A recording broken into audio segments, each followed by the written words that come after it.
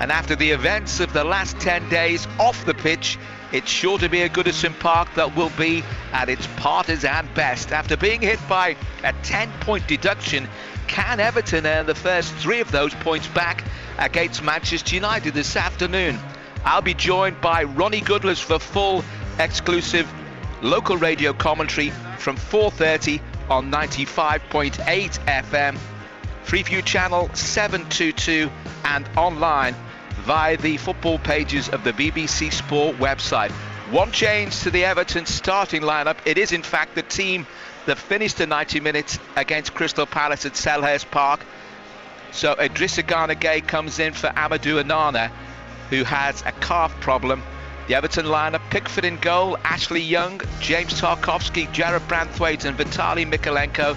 Then it's Harrison, Gana Gueye and Dwight McNeil, with Abdoulaye Doucouré in that advanced midfield role, playing just behind Dominic Calvert-Lewin. On the bench for the Blues: João Virginia, Nathan Patterson, Michael Keane, Arnaud Danjuma, Ben Godfrey, Seamus Coleman, a welcome return to the matchday squad for him, Yusuf Shamiti, Mackenzie Hunt and Lewis Dobbin. If you want to listen to Retro Sunday, you can hear that on DAB and also on BBC Sounds. The only other game in the Premier League today, the earlier kickoff in North London, Tottenham 1, Aston Villa 2, the latest score. Tottenham in front through Giovanni Lo Celso, but Pau Torres on the stroke of half time, and then Ollie Watkins have put Aston Villa in front. In the Women's Super League at Prenton Park, it ended Liverpool 4, Brighton 0. Gemma Bonner, Denise van der Sanden, Kerry Holland and Sophia Haug with the goals for the Reds. And there's a 4:30 kickoff too at Villa Park as Everton take on Aston Villa in the WSL. Mike Perkins is watching this one for us. Avoiding relegation is not just the task in the Premier League, with Everton's Women's Super League side also precariously placed. They're currently 10th with just 1 win. A draw against bottom of the table Bristol City last time out means they're in need of a win from away games against West Ham United after the international break and Aston Villa today. 2 changes: the suspended Piemonte and Ghali miss out. Payne and Benison are in. You'll hear how Everton get on at Villa Park on BBC Radio Merseyside. Thank you, Mike, and we're on until 7 o'clock tonight. You can get your calls in to the post-match football phone-in, but between now and kick-off you can hear Sean Dyche's reaction to the points deduction. But first, let's see how the Blues battle their way to victory at Selhurst Park before the international break. Everton held on to 3 precious points after beating Crystal Palace.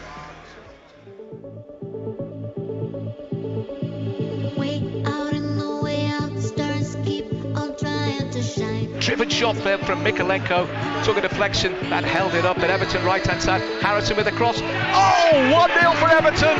It's Vitaly Mykolenko who just can't stop scoring. Eze onto his left foot inside the penalty area now. Eze still is going.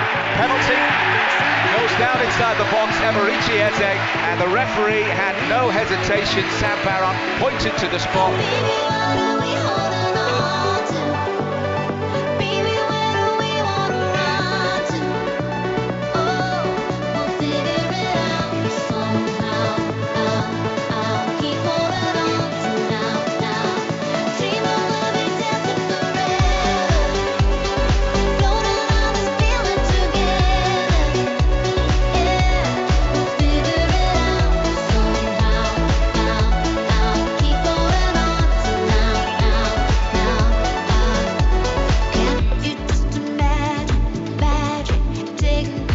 Idrissa Gana Gueye lofts it back in.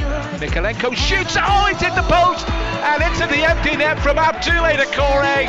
Everton regain the advantage.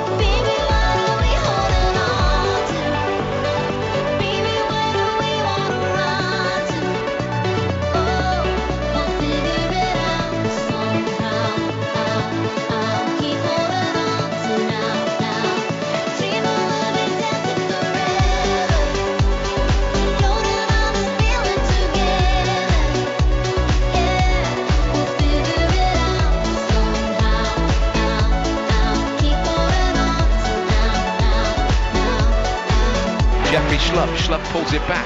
Danger for Everton. Nearly an own goal. A great save from Jordan Pickford as the cross came in. Both running towards their own goal was Mikalenko and Adrisagana Gay. Came off one of them. Pickford's done really well to get down there. Back in from Joel Ward, headed away by Branthwaite. It's all hands for the pumpers. Palace have equalised. A misjudgment as the ball was lofted back in to the penalty area after Branthwaite's headed clearance.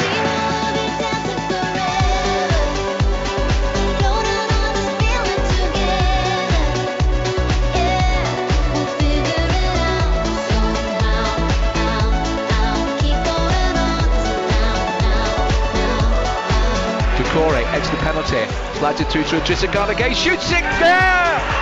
Adrisagana Gay's put Everton back in front. It was a lovely link up there with Doucouré and Adrisagana Gay.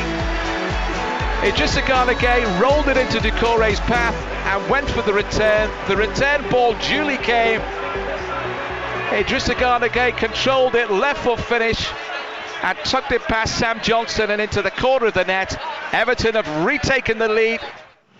Live Premier League football. BBC Radio Merseyside. Something similar wouldn't go amiss at Goodison Park this afternoon, that's for sure. The Everton lineup for the game with Manchester United. 4:30 kickoff, full commentary on BBC Radio Merseyside, on Total Sport Merseyside, your first station for football. Jordan Pickford in goal, Ashley Young at right back, Vitaly Mikalenko the left back, James Tarkowski the captain, and Jared Branthwaite the twin centre halves. And it's Jack Harrison, James Garner, Adrisagana Gay, just the one change from the team that's starting against Crystal Palace. He comes in for Amadou Onana, who has a calf problem, indeed as he did for the second half of the match at Selhurst Park. Dwight McNeil continues on the left, Abdoulaye Doucouré playing in a more advanced central midfield role, just off Dominic Calvert-Lewin, who leads the line. On the bench for Everton, João Virginia, Nathan Patterson, Michael Keane, Arnaud Danjuma, Ben Godfrey, Seamus Coleman. Great to have the Everton captain back in the matchday squad. Yusuf Shamiti, Mackenzie Hunt and Lewis Dobbin. For Manchester United, Andre Onana, the Cameroon international goalkeeper, signed for a vast amount during the summer, has managed to pass a fitness test. He starts in goal. Then it's Diogo Dalot at right back. Luke Shaw comes back after a long time out through injury.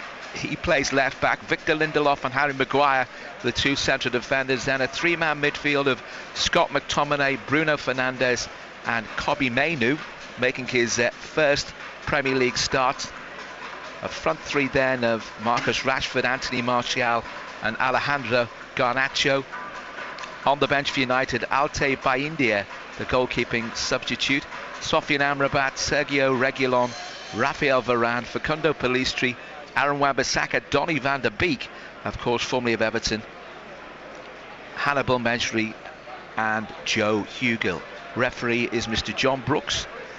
He's had 8 Premier League matches so far this season, 38 yellows and 4 reds, so it sounds as though he could be fairly busy this afternoon. We've got another 4:30 kickoff involving Everton this afternoon. It's in the WSL. Let's get the team news for the Blues game against Aston Villa at Villa Park. Mike Perkins. 2 changes for Everton. Heather Payne and Hannah Bennison come into the side.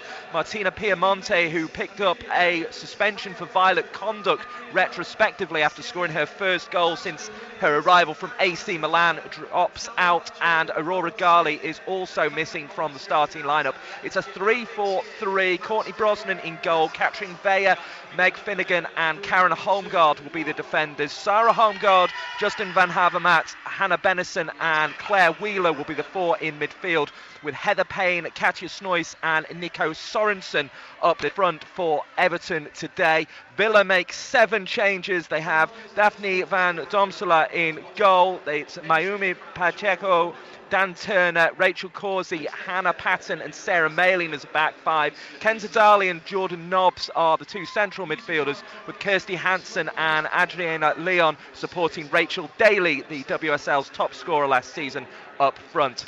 Aston Villa versus Everton, updates to come on BBC Radio Merseyside.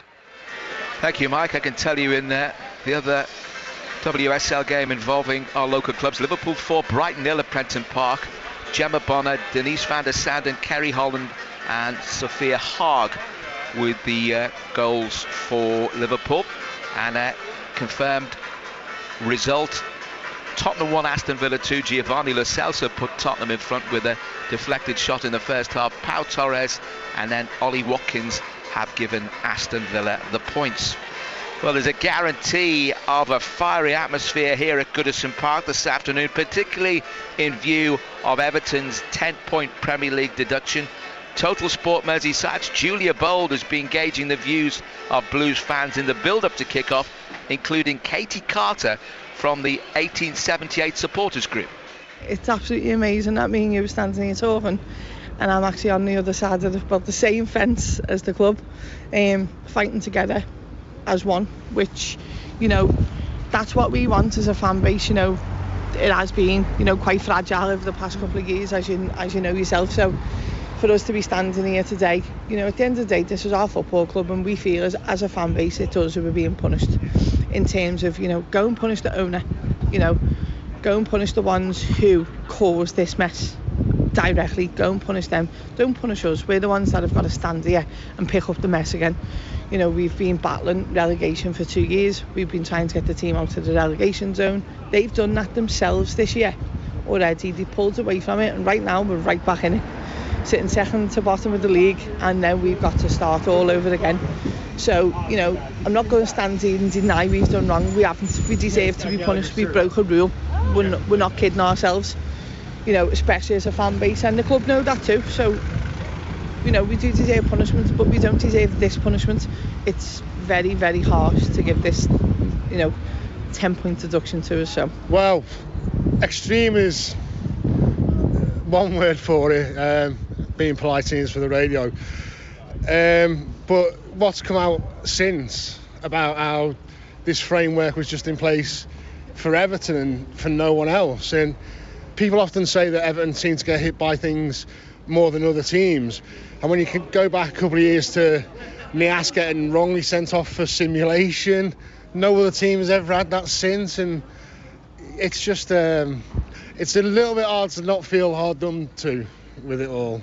The fan base have shown over the last week their displeasure towards the Premier League, and if anyone's in any doubt as to how much we care about this football club, I think it's going to be in full force today. I think everyone's going to see exactly how much this football club means to us, and exactly how wronged we have been by this horrendous decision by the Premier League. I was happy when Sean came in the first place. I thought he was the type of manager that we needed.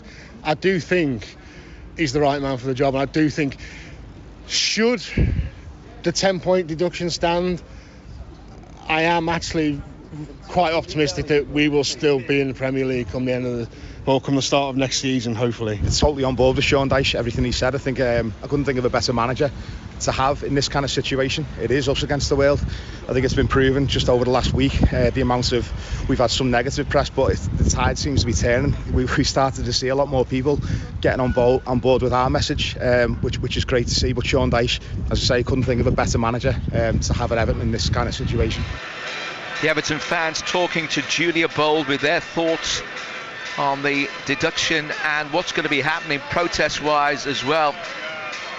At some point in the game, at various points in the game, there'll be protests, including one where the Everton 1878 fans group, you hear from one of the members there, they've given out 40,000 pink flashcards with the Premier League logo with the lion rampant, and underneath it the word, just one word, corrupt.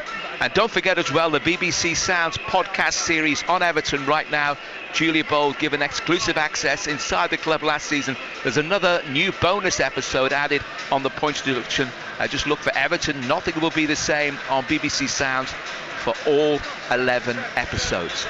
Well, the Everton fans have been making their feelings known, as well as to Julia Bold. You just heard their reaction. Lots of different protests, and as I say, the 1878 group of fans, they've raised over £50,000 to pay for banners, flyers and protest and blazing flashcards. What does Sean Dyche, the Blues manager, make of what the fans are doing to highlight the injustice meted out by the Premier League? Yeah, I mean, I can't get involved in all of that sort of stuff outside of my domain, inside of the club, but I think the the swell of Toffees getting behind the club, the feeling amongst the Evertonians. You know, I can't dip my toe in everything, but I do get a feel of what's going on, what the measure of it is. And I think they do feel it's been unjust. I think they feel like, you know, it's time to stand even stronger, if you like, than ever. The way they do that is their choice. But all we can ask for is their backing and support when we get in the stadium, any stadium around the country, because as you know, you definitely know, we do travel with numbers. And all we can ask is them to keep backing us and supporting us as they have done. One phrase that's been used by fans is us against the world now. Is that the sort of feeling internally as well? I don't think it's an internal thing. I think that should be the mentality anyway. I understand why fans are, but I think from our point of view, I've been searching for that mentality regardless, you know, of this situation. I've been searching for that inner belief system within a group of players that we take everything on regardless of the noise around us. And I think we've, you know, like I said, when I got here, there was lots of noise for different reasons around this club, and I think we've done well to calm that, but also through performances on the pitch, re-galvanise a group of fans with the players. I think that's got to continue, but I think I want that mentality anyway. You don't just want it in adversity. You want it when the going's good, for example. You want the real bond of a group to be true to what it is, and I think we're beginning to show signs that we've got that, and I think that's important. But we've got to keep going. We've got to keep enhancing on it. And if the fans want to get involved with that because of what's happened, then that can only be good news in a bad situation. Just pick up on what you're talking about there with the fans and the sense of injustice. How important is it that sense of injustice is channeled properly and doesn't become sort of anger and, you know, just maintain the focus? Well, there's no reason for it to at this stage. I mean, we don't know, but I can't control every fan. I can't control every emotion that they have. Hopefully, if I am going to control it, it'll be through winning, because we know that brings good emotions. But no, look, they'll have their own views, they'll have their own opinions, and I can't manage all of that situation. I've got to manage what's on the pitch, and the fans can decide. But I don't think it's just Evertonians. I think it seems to me there's a swell of people around football. I've gone, hang on a minute, that's a knock too far, you know. And I think we'll see. Look, I mean, but that's the opinion I've got at the moment. I think everyone's questioning how it's so severe, and we'll see what comes of the appeal. And the travel news, the A59 Walton Road is closed between Harlech Street and Spellow Lane in Liverpool because of an investigation by the police. There are 2 lanes closed and queues on the M6 heading south between junction 19, the Knutsford turning, and junction 18 for Middlewich because of an accident. Delays have eased on Merseyrail between Rock Ferry and Ellesmere Port following earlier passenger being taken ill. In Maghull, there are temporary lights on Poverty Lane at Hall Lane because of water main work, and in Formby, traffic is taking turns on Browse Lane for gas main work at Ormsway. Can iguanas really run that fast? Will the monkeys make their escape? How on earth do they even film this stuff? When you're immersed in the natural wonders of our planet, there's no feeling like live TV. However you're watching, a TV licence is your must-have pass to over 400 live TV channels, packed with facts you can't help talking about. And it also funds everything you love from the BBC, including live radio, like this. Back at Goodison Park as we await the arrival of the 2 teams on the pitch all together now. The Everton pre-match anthem. They're pretty apt for today, and after the initial shock and disbelief that followed the decision of the Premier League Commission and their announcement the Friday before last, Everton fans outraged by the punishment, and the wider world of football appears to be in agreement with them. So what about the Blues manager, Sean Dyche? I think like everyone, well certainly everyone in these parts was shocked, and seemingly the wave of noise after that seemed like most people in football, around football, are shocked. The enormity of it, disproportionate, is a word that's been used by the club, and you know, so obviously we're going to feel a bit aggrieved by that. On the other hand, it doesn't change the focus. The focus since I got here has been sorting things out on the pitch, getting the team to win, getting the team to feel different, the performances to be different, and we were obviously on the right lines for that, and delivering strong performances, I felt, and then this has just given us a push backwards to then come forwards again. You know, that's the job hasn't changed for me. It's just made it more difficult in the current circumstances until the appeal, of course. I spoke to the group and I said, look, you know, the league table is one thing, but I don't change my story very often. At the end of the day, I've always believed that the final league table was the truth of the season. So I'm not going to change that now. I said, look, lads, it's for sure it changed the viewpoint, but it doesn't change what we're doing. You know, in fact, it enhances what we're doing. It just means we've got to go harder for longer and stronger, you know, play stronger. So they're the rules of football. You know, this is what it is. So it's been more about refocus than anything. The group have been very good in themselves, I must say. You know, with the characters we've got, you know, particularly Seamus is a good voice, and Youngie with his experience, Tarky, Jordan, and many others, by the way. You know, Ganner and people like that with their experience. Duke, all the senior boys particularly rallying and going, look, it is what it is, let's get on with it type thing. So I think that's been the clear message from me to the players and from them to each other is let's take it on, let's take on the next challenge. There's been plenty of them since I've been here, so let's take this one on. While you've touched on the challenge that you face, how fair is that challenge in your view? Well, like I said, I think I follow the club's words. You know, I don't know every inch of what went on in the past. I don't know every inch of the commission and why they've come out what they've come out with, but I certainly believe in what, you know, the club put forward. The fact that it's disproportionate feels like it's unjust, and I think there's plenty of voices out there who feel the same. That said, what's done is done for now, obviously, appeal pending, so therefore we have to get on with it, and that's just the simple facts of it. The Everton manager Sean Dyche, I can tell you we've just had a great round of applause from the Everton fans on the announcement and confirmation earlier today of the death of the former England, Tottenham, Crystal Palace, Barcelona, Queen's Park Rangers and Leeds manager Terry Venables, also an England international as a footballer as well, and played for Tottenham and Chelsea and a number of clubs with great determination, resilience, and had a real fire about his midfield general style of play. He's died at the age of 80 earlier today. Well, the WSL today, Villa Park, massive match for Everton, who haven't been in the best of form at the start of the season. They're away to Aston Villa, as I say. Team news now from Mike Perkins. Well, the points deduction in the Premier League has been making the headlines. Everton make two changes. Martina Piemonte is suspended after violent conduct during the Bristol City game where she scored, and she is replaced by Heather Payne. Hannah Bennison also comes in for Aurora Ghali. If this season is not already about relegation, a failure to pick up a win at Aston Villa today or from another away trip to West Ham United after the international break means it will become so for Everton. You'll hear about if they get that much needed WSL victory or here on BBC Radio Merseyside. Thank you to Mike Perkins. Atmosphere is certainly hotting up here at Goodison Park. Just a couple of minutes before the teams come out. Manchester United, their opponents this afternoon for the Blues, have had a disappointing season so far. Sean Dyche though says despite all that, they do have a lot of talented footballers. They're a good outfit. I know there's been a lot of noise around Man United for a while now, and the ifs and ands, and are they playing well, are they not? But at the end of the day, they're top of the form table, I think, in the last five, just in front of ourselves. So they're obviously playing very well, in the sense of getting results, that is.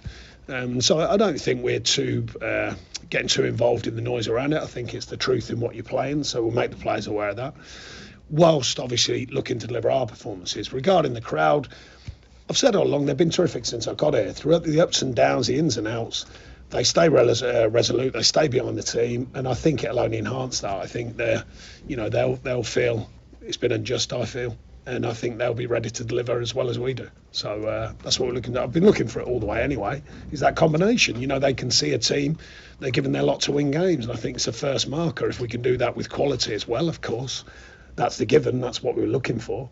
But I think Evertonians will be right there for us. They have been since I've been here, so I don't see why that should change. Probably enhance it. Sean, given the run of form that you were in, the international break come at a bad time for you all away from everything else? Has it given you a decent time to assess your progress?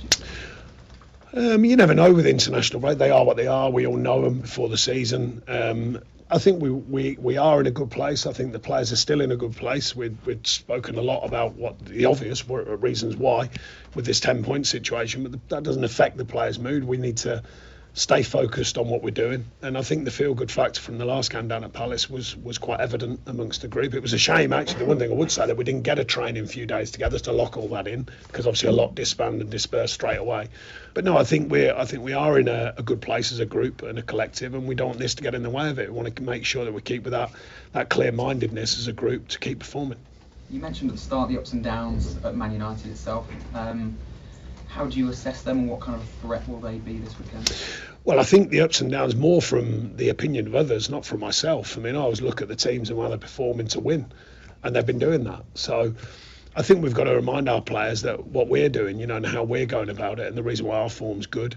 And just, the usual thing, you've got to make players aware of the opposition. Of course you do, tactically, and the possible changes and the like. But really, we put a lot of focus on ourselves this season, and I think I've enjoyed the fact that players have kind of linked into that themselves. And the biggest thing for me, and I mentioned it after the win at Palace, was finding different ways to operate, and I've been really, really pleased with that. If we have to defend hard, we can, and we will do.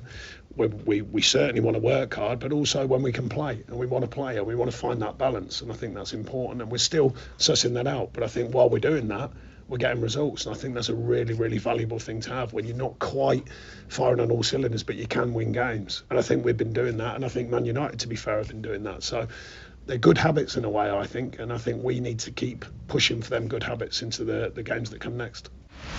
Corner taken by Dwight McNeil, high towards Annan, and header from Tarkowski! 1-0! Coleman up against Cook. Can the Everton captain get there first? He can. Oh, it's gone! Seamus Coleman has whipped it across, and he's fooled everybody! Dwight McNeil, edge of the penalty area, shot, goal! Yes! Early doors! Dwight McNeil has given Everton the perfect start! Driven shot. Oh! Abdoulaye Doucouré! A goal from the goal! BBC Radio Merseyside. Z cars are playing, the teams are out, boos greeted the referee and the two match officials as the first three representatives of the Premier League, and the Everton fans think they've really been treated very, very badly. Disbelief at the initial news of a 10-point deduction from the independent Premier League Commission. Defiance has followed for the Everton fans, and various fans groups have got together to organise a protest. You can hear the boos, and the vast majority of the 40,000 inside Goodison Park raised their pink flashcards with the Premier League logo of the Lion rampant in the centre, and underneath it one word, it says corrupt. And they're going to do the same thing in the 10th minute. Banners all around the stadium.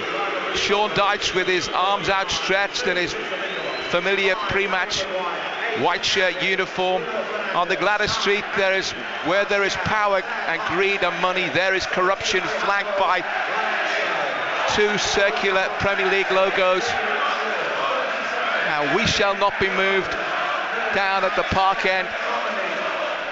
The Everton fans defiant and determined that their argument will be heard about the fact that Everton have been treated unjustly by the Premier League's independent commission. But Roy Goodless alongside me, fabulous from the fans. They've made their feelings known, but we do have a game on now. I've just done the fan zone, Mike, and you had 1,000 supporters there, and again, we all feel aggrieved. It's our club. It's scandalous for me, the decision that they've come to, and hopefully it'll be overturned. But as you've said, you've got to think with your brains, not just your hearts. And the showing here over, banners and everything, but everyone is in this together. And as I say, it's typical Everton Football Club adversity. And fabulously organised as well, in a relatively short space of time. What they've done, the boos again, and those pink flashcards with the Premier League Lion rampant logo and corrupt, and they're fiercely determined to make sure their voices listened to. It's a coming together. I know it's been diverse as well with certain supporters groups and how the club's been run, but when you come together, and it took me ages getting up here from the fan zone, because supporters are passionate, really are passionate from 90-year-olds down to 9 months old, every single one. And that's all we can do, is come together, let the powers that be get on with it, but let's start winning football matches. And today, what a great game, always a good occasion against Manchester United. Let's get these 3 points. Manchester United to kick off, attacking the Gladys Street end in the first half. The Everton lineup: Jordan Pickford in goal, Ashley Young, James Tarkowski, Jared Branthwaite and Vitaly Mikolenko. Then it's Harrison Garner, Idrissa Gana-Gueye and Dwight McNeil. Abdoulaye Doucouré playing just behind Dominic Calvert-Lewin. On the bench, João Virginia, Nathan Patterson, Michael Keane, Arnaud Danjuma, Ben Godfrey. Seamus Coleman's back in the matchday squad, Yusuf Shamiti, Mackenzie Hunt and Lewis Dobbin. Referee John Brooks. 8 games of him so far this season, 38 yellows and 4 reds. And we're underway at Goodison. Back it goes from the kick-off from United to Andre Onana, headed on by Scott McTominay. Back down from Everton, and lovely flick header from Calvert-Lewin. And another header from Calvert-Lewin. Nice touch from Doucouré. But Doucouré couldn't hang on to possession. James Garner half wins it back, and then snapping at the heels there of United's Marcus Rashford was Vitaly Mikolenko. United maintained possession. It ends up back with their goalkeeper Andre Onana. All in yellow, the United keeper walks the ball to the edge of the penalty area and beyond, inside the D. Calvert-Lewin closes down. It's pushed into the path of Harry Maguire. Striding forward, the England centre defender Diogo Dalot receives the pass, and he goes back as well to Onana. Onana finds Lindelof. Lindelof to Kobe Mainoo, making his debut for United. United coming forward. Long crossfield ball headed away there by the former United defender Ashley Young. Out it goes to the right-hand side for Rashford. United build inside the penalty area now, down towards the dead ball line. It's a nice clean challenge coming in there from Jared Branthwaite, and a long ball for Calvert-Lewin. Good header from Maguire, but Everton trying to seize possession with Jack Harrison inside the centre circle. Luke Shaw on the left-hand side. Garnacho works it back to Lindelof. Lindelof and Luke Shaw. United dominating possession in the early stages, Ronnie Goodless. Yeah, I thought we'd pressed them more, Mike, but we were just sitting off. We're trying to keep our shape, and they want to quieten the crowd, obviously, but we're not pressing them. The back four, Lindelof and Maguire are knocking the ball, and they've had a lot of possession. But it's in their half up to now. Martial plays a pass back to Lindelof. Lovely crossfield ball to the right-hand side to Rashford. Cross delivered towards the far. Oh, what a fantastic overhead kick from Garnacho! Absolutely incredible strike inside 3 minutes. Alexandre Garnacho, the cross from the right-hand side. He was 15 yards out, acrobatic volley into the top corner, Gladys Street end. Not the start that Everton wanted, particularly on a day like this. But United take an early lead. Spectacular goal from Garnacho. Everton 0, Manchester United 1. Well, that's what I said, Mike, about the press. I thought we'd press today, keep the crowd going. They've silenced it, and that's one of the goals of the season now, and it's only November. I mean, you don't press, but it's the switch you play for Lindelof right out to the wing, and then it's that one touch in. You've seen goals down the years with the bicycle kick, and you've got it with Garnacho there. I don't think he could have struck it much better. Right into Jordan Pickford's left-hand corner, but it's a cross where it's a cut back, and as I say, he's going away from goal. That makes it even better for him. The execution of it. But we need to obviously get our minds set and try and put them under pressure. As I say, we were standing far too much off them all over the pitch. Yeah, Everton need to get on the ball a lot more than they have in the opening few minutes. That was an incredible goal from Garnacho. And the United fans that are making all the noise at Goodison in the early stages, but plenty of time for Everton to turn this around. As United go back to the goalkeeper. Onana works it out short to Victor Lindelof, who runs outside it. Left edge of the penalty area. Luke Shaw, the recipient of the short pass, back to Lindelof. Across the penalty area goes to Harry Maguire. Maguire back to Onana. United building with patience. See, that's when you start off, Mike. Because of that, that's a massive blow, that one. Because again, the first goal today was vital. But because we don't want to obviously push too far on and throw everything at them now, we've just stayed the same. And that helps Man United. But when you've scored a goal so early on, it just raises them. We've just got to... Well, the difference between Everton's record under Sean Dyche when they score first and when they don't is incredible. Yeah, it's something, and now we've got to change it. As I say, we've got to do something. You can't, let Man United play with this confidence. United coming forward. But saying that, Mike, that could be the goal of the season. That was an unbelievable strike. I mean, you practice that in training, and you might score one every 100, and it's flew into the top corner. 5 minutes gone. Everton 0, Manchester United 1. Back the ball with Andre Onana. So this is where the crowd get frustrated. You want them to push on and get a tackle, and we haven't had the tackle. We haven't been allowed to because we haven't pressed them. They just haven't had the ball, have they? United dominating possession. Kobe Mainoo outpaces Decore. A forward pass there that's just beyond the run of Garnacho, collected on the edge of the penalty area, Gladys Street end, by Jordan Pickford. Everton shell-shocked after that fabulous United early goal. Branthwaite receives it from Tarkowski, goes back to his goalkeeper. Everton out to Mikalenko, up the field to Decore. Decore is pulled down there by United's Harry Maguire. Free kick for Everton. So that's what we need to do, movement like that. That's what, it's a good ball up from Mikalenko. You've got it where again it's Maguire. He's done that foul. That's what we need more to play in that final third. Jordan Pickford would take the free kick. It's 5 yards short of halfway, left of centre. Pickford floats it towards the left edge of the penalty area, headed away there by Scott McTominay, only as far as Idrissa Gana Gueye, rolls it back to Ashley Young to Mikalenko. Mikalenko's crossing towards the edge of the penalty area. It's headed away again. James Garner touching into the path of Harrison. Harrison checks and then tries to go beyond his man, goes down as if he's fouled.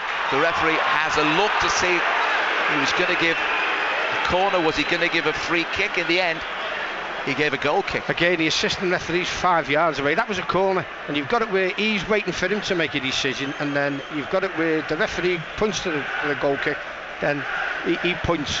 He points afterwards. After he's waiting for the referee to make a decision for him. Onana patiently from the back, but then it's given away.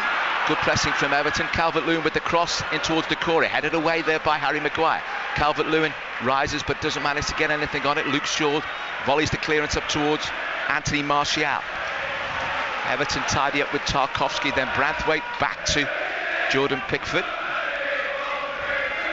Pickford long downfield, left-footed out towards the left-hand side to McNeil.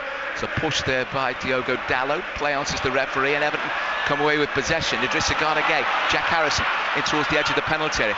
Went up a blind alley there, but Everton haven't given up hope. The referee has given a free kick for the foul by Idrissa Gana Gueye as he dived in to win back possession.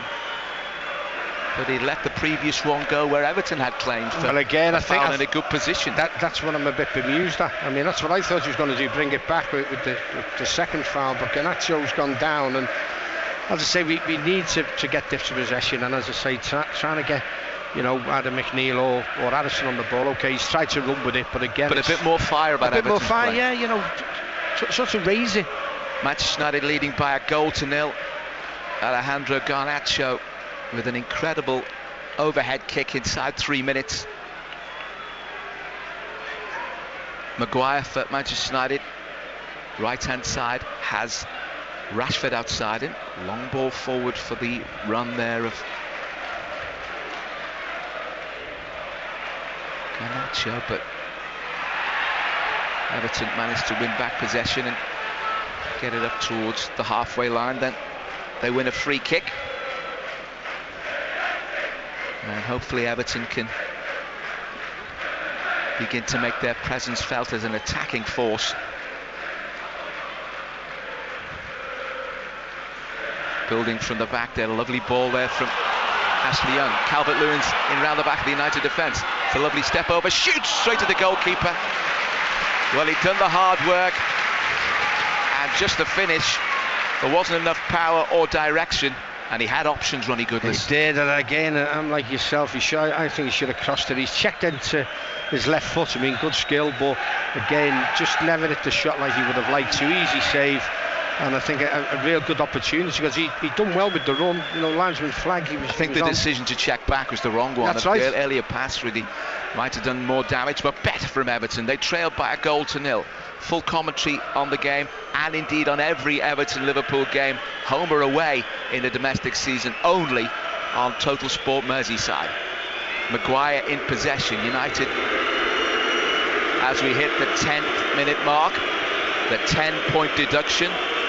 The pink cards are raised above the heads of the vast majority of the 40,000 fans or thereabouts at Goodison Park, with the word corrupt on the front.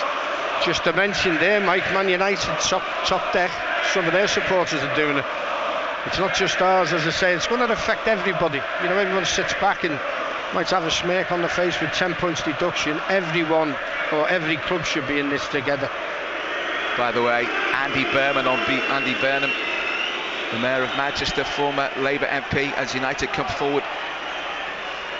Good challenge there. And Garnacho, but out towards the left-hand side. Garnacho in towards Fernandes. Fernandes floated cross away by Branthwaite. Everton defending well. Dwight McNeil linking up nicely, and a nice touch on there by Calvert-Lewin, almost into the path of Dwight McNeil, but United managed to win it back. It's Andy Burnham. An interview with him on our breakfast show tomorrow morning, talking about his feelings and his disbelief and discontent at what's happened. You can hear that on BBC Radio Merseyside tomorrow morning. United still in front. 11.5 minutes gone.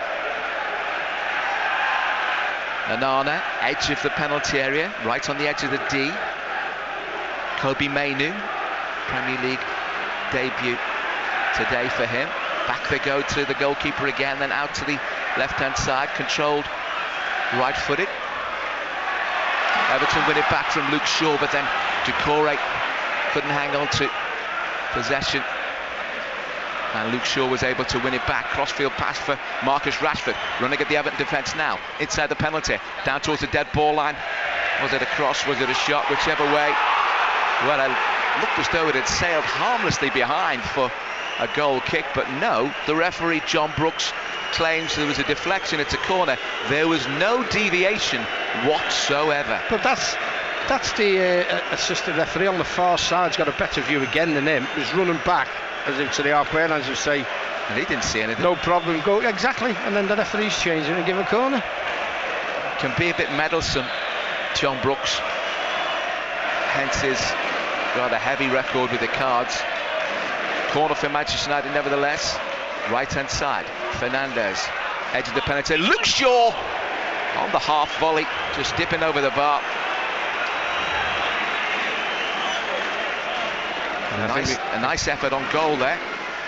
And Everton, after having a period of getting back into the game and showing a bit more fire in their bellies, despite going a goal down early on, United have again just having a bit more dominance with the ball. Everton come out from the goal kick with Pickford, and Ashley Young receives it from Tarkowski back to the goalkeeper. Clip pass out to the left hand side, controlled nicely by Mikalenko, rolls the ball into Dwight McNeil. McNeil gets it under his control eventually, then he finds Mikalenko. Mikalenko short for Idrissa Gana Gueye on halfway. Cross to Tarkowski, then Ashley Young.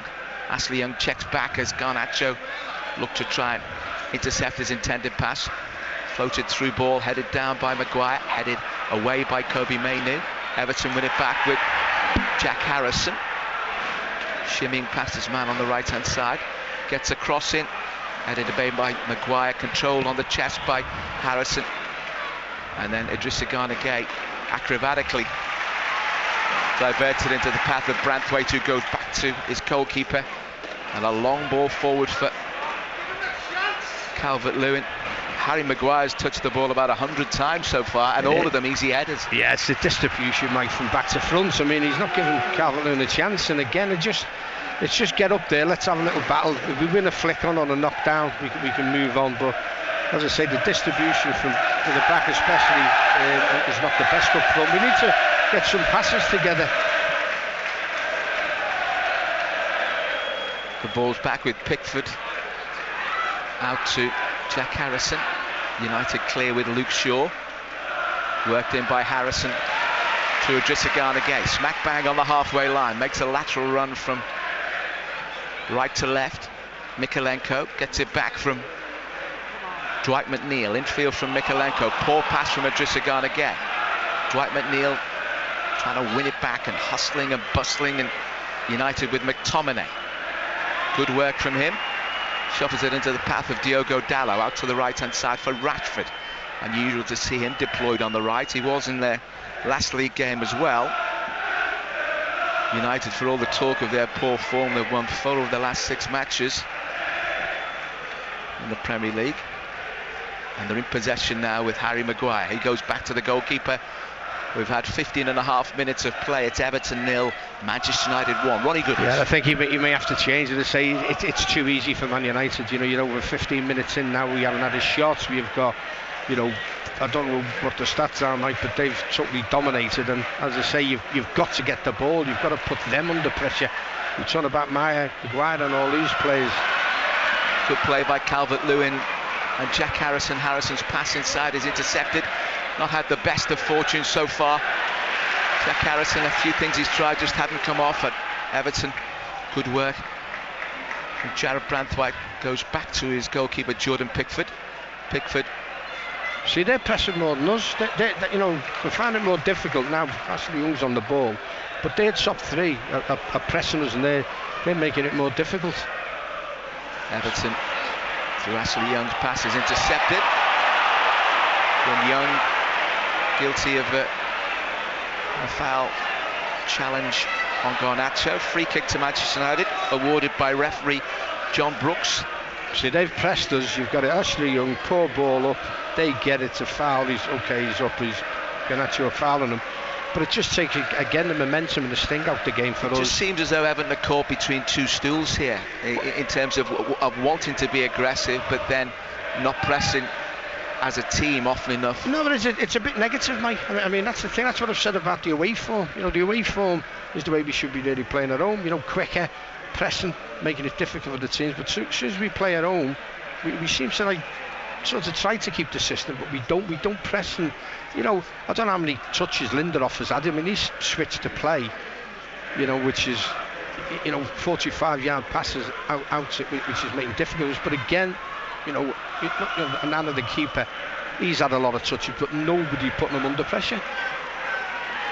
And for somebody who is not as good with the ball at his feet as he thinks he is, there might be some rewards there as Anana, then under pressure from Calvert-Lewin, thumps it out for an Everton throw, and the Everton fans actually think it could have been a corner. Yeah, I think it's Everton throw, right-hand side. They trail 1-0, almost 18 minutes gone. Full commentary on Total Sport Merseyside. Ashley Young's going to take the throw. Harrison shows, as he always does. James Garner comes in tight, up towards Calvert-Lewin. The ball deflects out towards the touchline. United get it out of harm's way. Idrissa Gana Gueye touches it back to Jared Branthwaite on the cusp of the centre circle inside the Everton half. Tarkowski back to Branthwaite. Branthwaite looks for options. Finds one short in Abdoulaye Doucouré. Haven't seen much of him so far, nor James Garner. As a nice little bit of work from Vitaly Mikalenko. Nice ball from Garner as well, receiving the pass from Calvert-Lewin. Here's Jack Harrison. Harrison's shot is blocked, or attempted cross shot blocked from Garnacho. Everton throw-in, level with the edge of the 18-yard box. Right-hand side. Idrissa Gana Gueye receives it. Jack Harrison thinking about a cross, finds Idrissa Gana Gueye, rolls it back to Garner. James Garner, Idrissa Gana Gueye, cross towards the far post. No Everton player there. Calvert-Lewin had made the run towards the near post. Idrissa Gana Gueye didn't look up. That would have been the better option. It's behind for a goal kick. Quickly to Villa Park. Aston Villa versus Everton in the WSL. Mike Perkins. Goalless in this one. Katja Snoys with the only effort so far, cutting in neatly on the right hand side of the box, shot straight at Daphne van Domsala. It's Aston Villa 0, Everton 0 in the WSL after 20 minutes. Thank you, Mike. Long clearance from Andre Onana, headed away on halfway by Mikolenko, headed back with interest from Harry Maguire, and then the flag is up for offside against Everton, and United have got a free kick. But that's the best move by a country mile up to now by us doing, and pour off Gana Gueye. I know he's not a winger, but he's got to get that in. That was a lovely build-up of play. Well, it's just a case of look up, isn't it? Yeah, it's just surmising someone's there, and he was nowhere. If he'd have cut that back or even clipped it towards the penalty area, there's at least 2 blue shirts on the end of that, and it'd have been a header.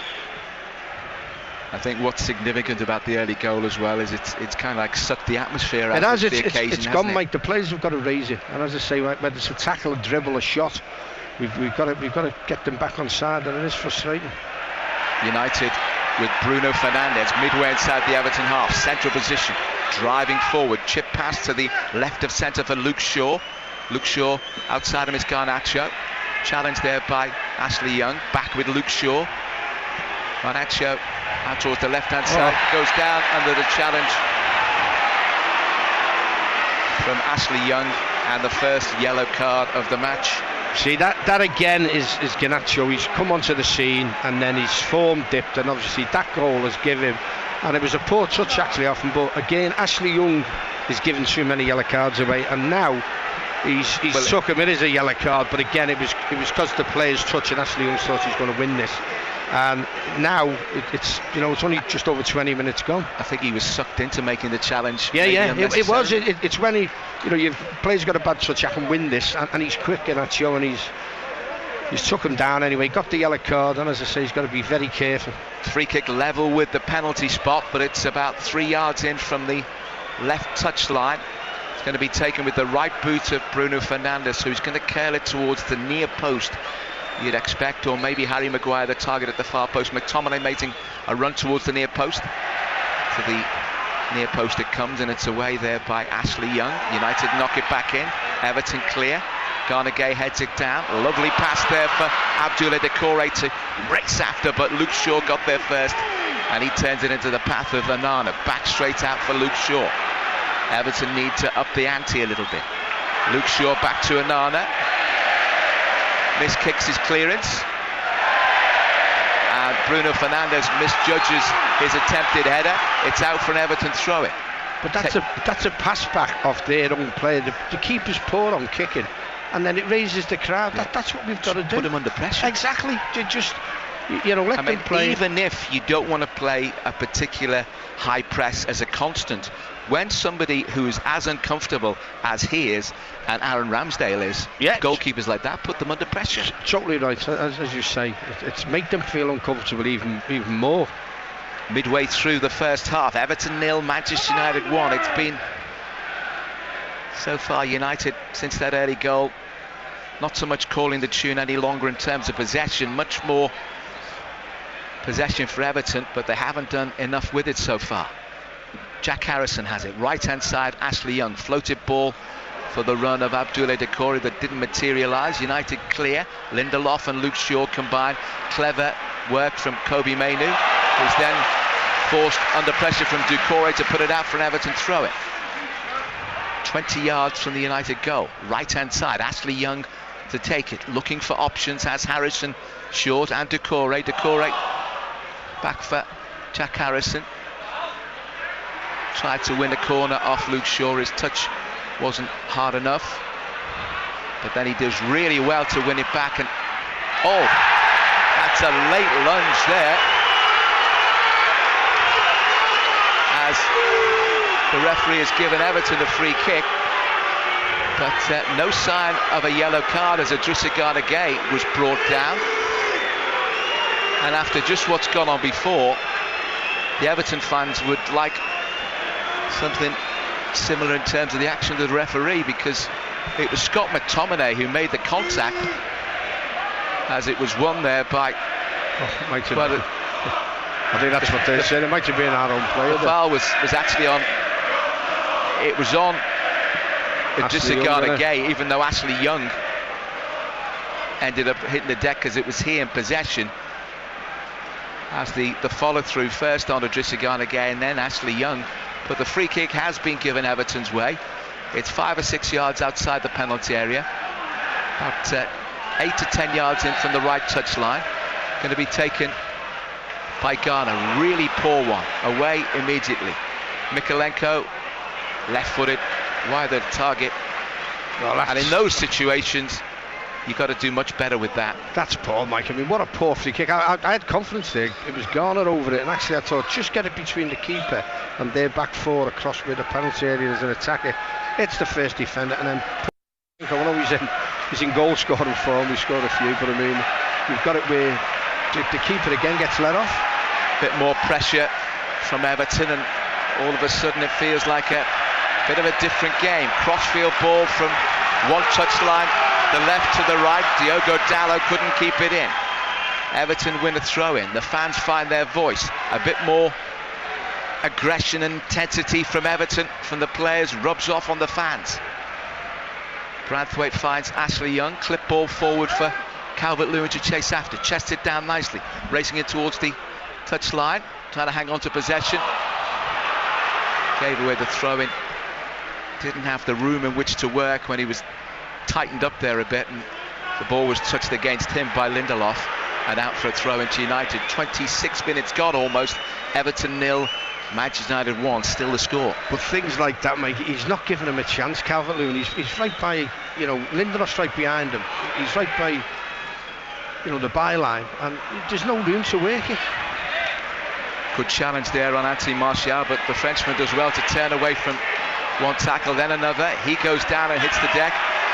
Both arms outstretched. Sean Dyche can't believe what he was claiming for. John Brooks isn't having any of it. And play continues. In the early kickoff, by the way, it ended up at Tottenham 1, Aston Villa 2. Giovanni Lo Celso actually put Tottenham in front. But Pau Torres and then Ollie Watkins hit back with goals for Villa. Liverpool's women beat Brighton 4-0 in the WSL at Prenton Park. Currently 0-0 in the game between Aston Villa and Everton. The 4:30 kickoff in the WSL. So Everton trailed 1-0 here. 27 minutes gone. United have got a free kick. Martial's gone down on halfway. Well, that's what they're doing better. They're getting free kicks. They're getting the bodies in the way. The next touch, Tchaikovsky's in. He's fouled them.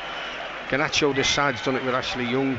You've got it with, they're doing better holding the play up. And they're also stopping the game. Yeah, to involve midfield players in. But as I say, we need to get the crowd back. We need to lift it. Free kick on halfway to the right of centre. Maguire short to McTominay, back in for Fernandez, rolls it back out to the right hand side from Mainu. Back they go through Maguire to the goalkeeper.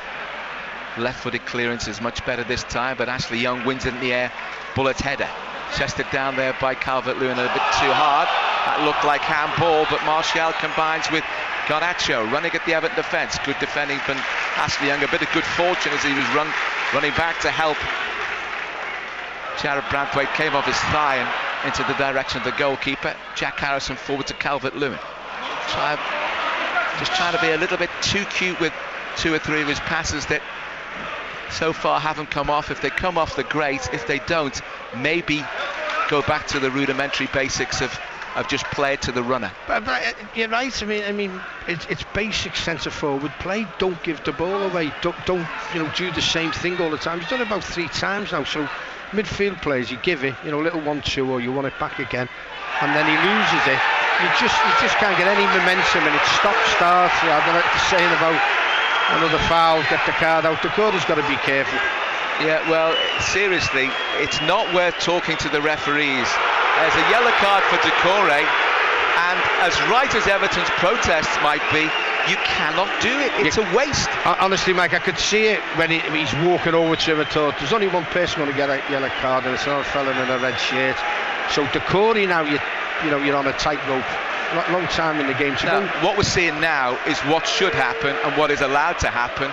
And the captain is speaking to the referee and he's telling him 1, 2, 3 McTominay fouls, nothing doing. That's right, and again, and get on with the game. But as you say, it's throwing your tuppence worth in, and it's not needed. Free kick for Everton, 20 yards inside the United half. United with a ridiculously high line. It's 15 yards from the edge of the penalty area. So they're going to push right out as soon as this is floated. Going to need to be floated high, I think, by Dwight McNeil. Out towards the left-hand side. Mikolenko rises, headed away by Diogo Dalot. Jack Harrison keeps it in on the left, down towards the byline, gets the cross in, it's blocked. Everton have a corner. Yeah, not the best free kick, but again, that's what you want. You want Harrison, any wide player, take them on, win a corner at least, and he's done that. And James Garner got to get this in. He hasn't had much joy, Jack Harrison, right-hand side. A lot of it through ill luck, but changing over to the left might work. Something that he can do. Him and McNeil can interchange. Corner, left-hand side. Garner to take. Curls it in towards the edge of the 6-yard box. Calvert-Lewin with a header, but straight to the goalkeeper. That was better from Everton. It was a really good, well-flighted corner kick. Calvert-Lewin's bullet header. It was just within the grasp of Andre Onana very quickly, but that was better. It was, and you know, Garner's good. That's why I was disappointed with his free kick. I mean, that's lovely pace on the ball. That's the area you want to hit, and again, we're unlucky that Calvert-Lewin just can't get it a yard or two wide of the keeper. Everton win a free kick for a foul on James Tarkowski by Anthony Martial. Free kick taken by Tarkowski. Victor Lindelof heads it out of play for a throw-in. Didn't realise he had nobody near him. Could have actually headed it to a teammate. Everton throw-in taken right-hand side. Back it goes to Ashley Young. Floated ball from halfway from Tarkowski. Calvert-Lewin shoots. Oh, it's saved, and it's an equaliser for Everton, is it? Oh, it's off the line. Oh my goodness, how close can you get? It looked as though Dwight McNeil and then Calvert-Lewin initially, just Garner Gay falling up, just couldn't get the touch to divert it over the line. That's better from Everton. They come again. Forward it comes to Garner Gay. What was he thinking of with his pass for Ashley Young? Nowhere near it, and anywhere would do clearance. Ricochets off the heels of Ashley Young. United have a throw-in. That was so close. Well, I don't know how that hasn't gone in. I think out of 3 you thought one's going to go in, but it was just just blocks and tackles from Man United. And again, it's getting the ball into the penalty area, get into a dangerous area. Tremendous save off Calvert-Lewin, but then the 2 defenders, it's the follow-up shots again where defenders have put the bodies on the line. But that again, as I say, nothing pretty about it. Get in the penalty area and let's get second balls and work the keeper, and that's a tremendous save off the keeper actually. Very to make the save from Calvert-Lewin and falling up Dwight McNeil. I think it was Kobe Mainu got the clearance in. Here come Everton. Traore shoots. Oh, it's flashed just wide. That was a really good effort. Great run from Jack Harrison towards the edge of the penalty area. A low cross to the penalty spot. Traore maybe should have took it on his left, took it on his right and flashed it just wide. It is a left footer. It's Mike McNeely. He hit it with his left. That's a poor miss, Mike. He's opened his body up. He's hit it with his right foot, and okay, a foot past the post. But see, I think if you open your body up, you're always liable to do that. It's a hard skill, and I keep saying from right or left side is hit it with the proper foot and hit the target. That it comes from. Well, you see Calvert-Lewin's shot, it wasn't the strongest, but he placed it really well, and tremendous save off the keeper. And the 2 follow-ups were unlucky, but the clearance then off the line, where you think it's going to go in, was good on their behalf. But that's what you need. You need, get stuff in action in the penalty area. Really poor ball from Ashley Young, and all he had to do was roll it 5 yards to Jack Harrison. It's out for a throw-in. Everton warming to the task with each passing minute. Coming again with Traore, racing out towards the left-hand side. Dwight McNeil shoots, takes a deflection. It's another Everton corner. They are piling on the pressure. Well, that's it. It's a different game. It is. It's turn the gas up, and that's what you need. But straight away, we're playing quicker. We're sort of getting shots away. They're getting blocks in up to now, but again, much better. Corner on the left-hand side. Garner to take again. James Garner. Jack Harrison's taken up a position inside the 6-yard box. On the penalty spot, they've got the big boys. In comes the corner, headed away by Diogo Dalla. Lovely ball from Ashley Young, volleyed out to the left for Ghana. His intended cross is blocked by Fernandez. Out for a throw-in. I think he was very happy there, James Garner, because Vitaly Mikalenko wasn't alert enough, wasn't ready. Long ball towards the edge of the penalty area, volley clear by United. Everton might get caught here because Rashford switched over to the left-hand side, running at pace with the ball on his right foot. But Everton defend well, and it's Abdoulaye Doucouré. Good work from Harrison.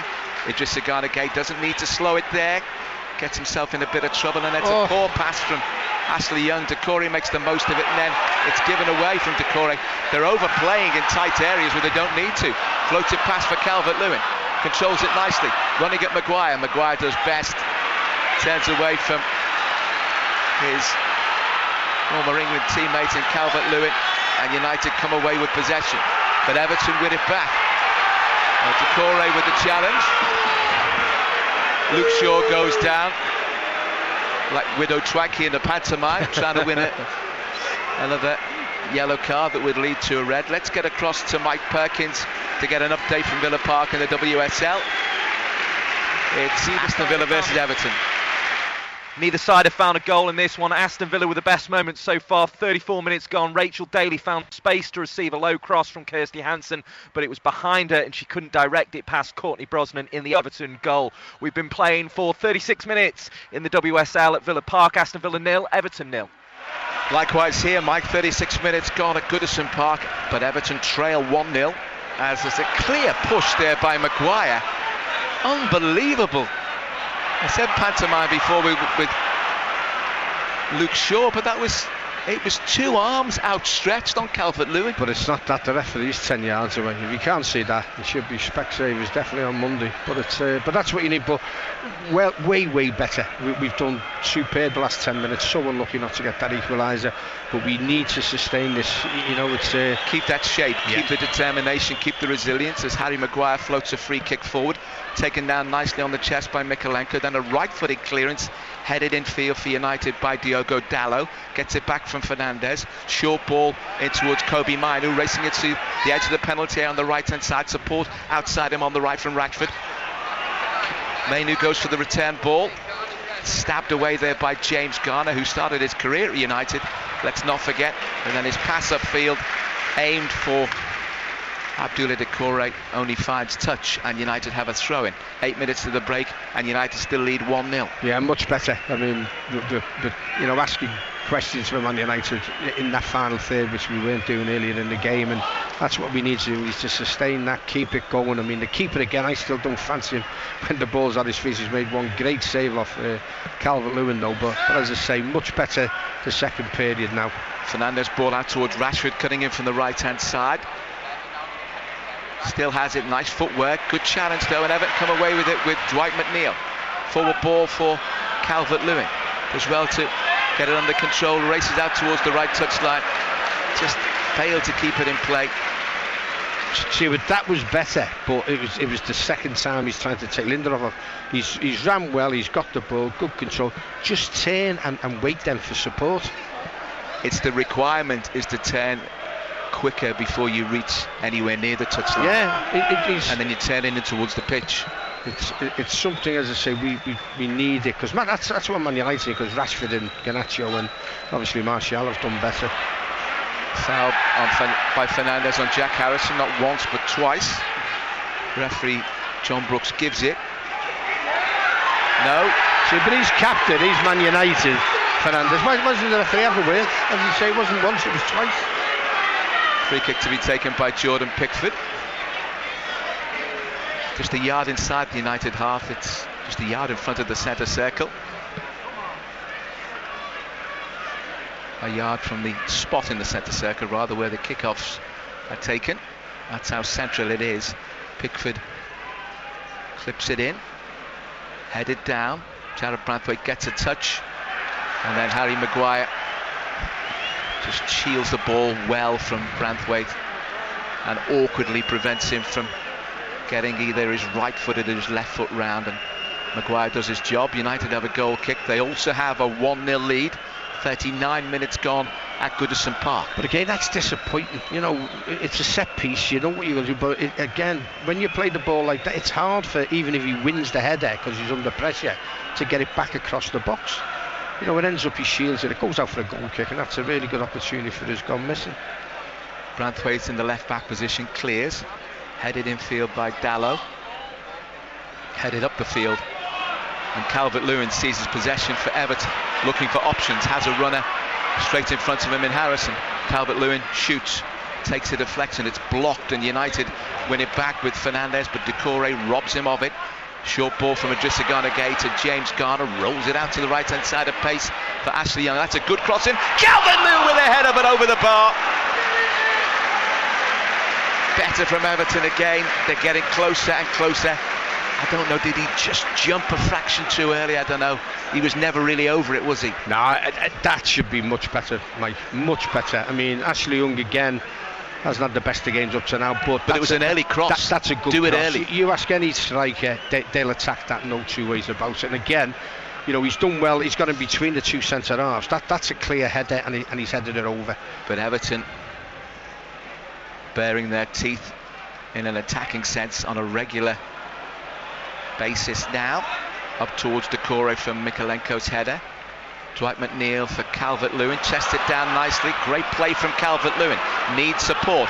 Calvert-Lewin inside the penalty. Abdoulaye Decore, an opportunity from Gallagher. Shoots, it's deflected wide. Oh no, it wasn't deflected. He's mishit it wide of the target. I thought it was actually deflected initially. That's how far wide it was. That's another one. I mean, all right, she scored the other week, which was a good goal at Palace, but that one, you've got to hit the target. And again, you know, we're getting it up quicker. Calvert-Lewin again's done well. You know, Lindelof was trying to put him under pressure. That was proper centre-forward play, wasn't it? I mean, that's good. And then he's passed it, he's looked up, Decore then right into Gana Gueye, and you know, again, he's over the bar. And I don't know whether I think Decore should have actually had a dig himself, really, instead of working it so short. But here come United. 41.5 minutes gone. They lead by a goal to nil. In possession now. Kobe Mainoo gets it back from Marcus Rashford. The United debutant manages to get away from Decore's challenge that looked like it had won it for Everton momentarily. On halfway, Harry Maguire. The most theatrical fall you have ever seen from Marcus Rashford as he goes down under the challenge from Idrissa Gana Gueye, and he beats the ground in frustration. Where is football going? Well, when players with a record at international level and club level like Marcus Rashford. That's nothing. That you want kids watching the game, and you know, it's a man's and a ladies' game, obviously the women's game. But cross in towards the edge of the 6-yard box. Danger for Everton. Martial tries to stab it in, right-footed, put behind. Offside for a corner kick, but the flag, as Ronnie Goodless says, has gone up on the far side. Everton get the free kick for offside. 2.5 minutes to go to the break, plus whatever's to be added on. Everton trail 1-0, but they don't deserve to be behind. Much better in the 20 minutes from, or the 20-25 minutes from that 20-minute mark, if you like. They were a bit tepid earlier on. Lofted pass from Ashley Young. Abdoulaye Decore is caught offside, and United have a free kick and another chance to slow the play down, which they were doing all too often in the opening 15-20 minutes, and were allowed to do it, but they haven't been allowed to do so very much recently, and Everton have benefited as a consequence. Well, possession-wise as well, it's much better by us, but better the way we've, as I say, winning tackles, and you know, we've had shots, we've had, you know, ironically, you know, he scored a worldy goal, and we've had the better chances, you know, by far. I can't remember Pickford pulling off a saved away, and Anna has. Pickford hasn't had a save to make. Unfortunately, he couldn't get anywhere near the goal. It was, as Ronnie says, of world class in terms of a finish, as a floated pass to Mikalenko from Dwight McNeil. It was elegant, it had poise, but it wasn't accurate, and it was totally unnecessary. Yeah, it's the chip, and you're giving defenders a chance, but that's hard for Manolenko to get anywhere near, control of it. He missed it. It goes Play out. Those on the deck. Yeah, it goes out for the throw, and at the Bullens Road, and back to Man United, will try and obviously play the clock down for half time. 1-0 they lead into the final minute of the 45. We wait to see what's to be added on as Everton almost win it back from Bruno Fernandes as he tries to walk the ball back towards the corner flag, tried to hammer it against an Everton player, but it's out for a throw into the Blues. Ashley Young to take. We wait to see what's to be added on. Can Everton get an equaliser before the break? Into Doucouré, flicks it on to Garner. Garner trying to wriggle his way past Garnacho. Good challenge there from Tarkowski, sliding in to put the ball out of play. Throw in that Fernandes will take for United. Mainu. 2 minutes to add on, and we're into the 2 now. Thought it might be more than that in all honesty, but there you go. Hashtag around to come to the 2 minutes. So even when you're getting booked, the referee's got to talk to you. Harry Maguire goes back to his goalkeeper. Onana right-footed, beyond halfway, headed back by Jared Branthwaite, but not into an area where there are any blue shirts. And Kobe Mainu out to the left-hand side for Luke Shaw, forward for Martial. Nice pass for Garnacho. Luke Shaw goes on the overlap. Everton try and prevent Garnacho from finding his man, and they do so. And then Garnacho with a slightly high challenge, free kick for Everton. The Everton fans are baying for blood every time. He certainly got a case with McTominay earlier on, 3 fouls but no yellow card. Garnacho, it was on that occasion. Free kick 10 yards short of halfway to the right of centre. Pickford out of his goal, floats it in towards the edge of the United box. Might break out towards Dwight McNeil left-hand side. Floats the cross in.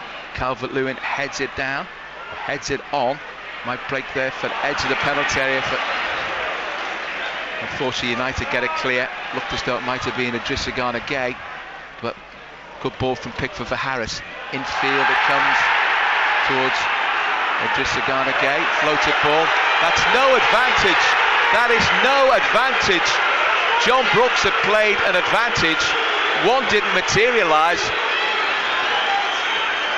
And Jack Harrison's just got up off the deck. That's poor. It's rank bad refereeing. Again, you've got, where you can see it's no advantage. I mean, as soon as you switch to play, it hasn't got to wait for it to blow for the throw-in. It's just blow for a free kick, which it was. No, we're talking about a split second, 2 seconds at most. The referee blows the half-time whistle.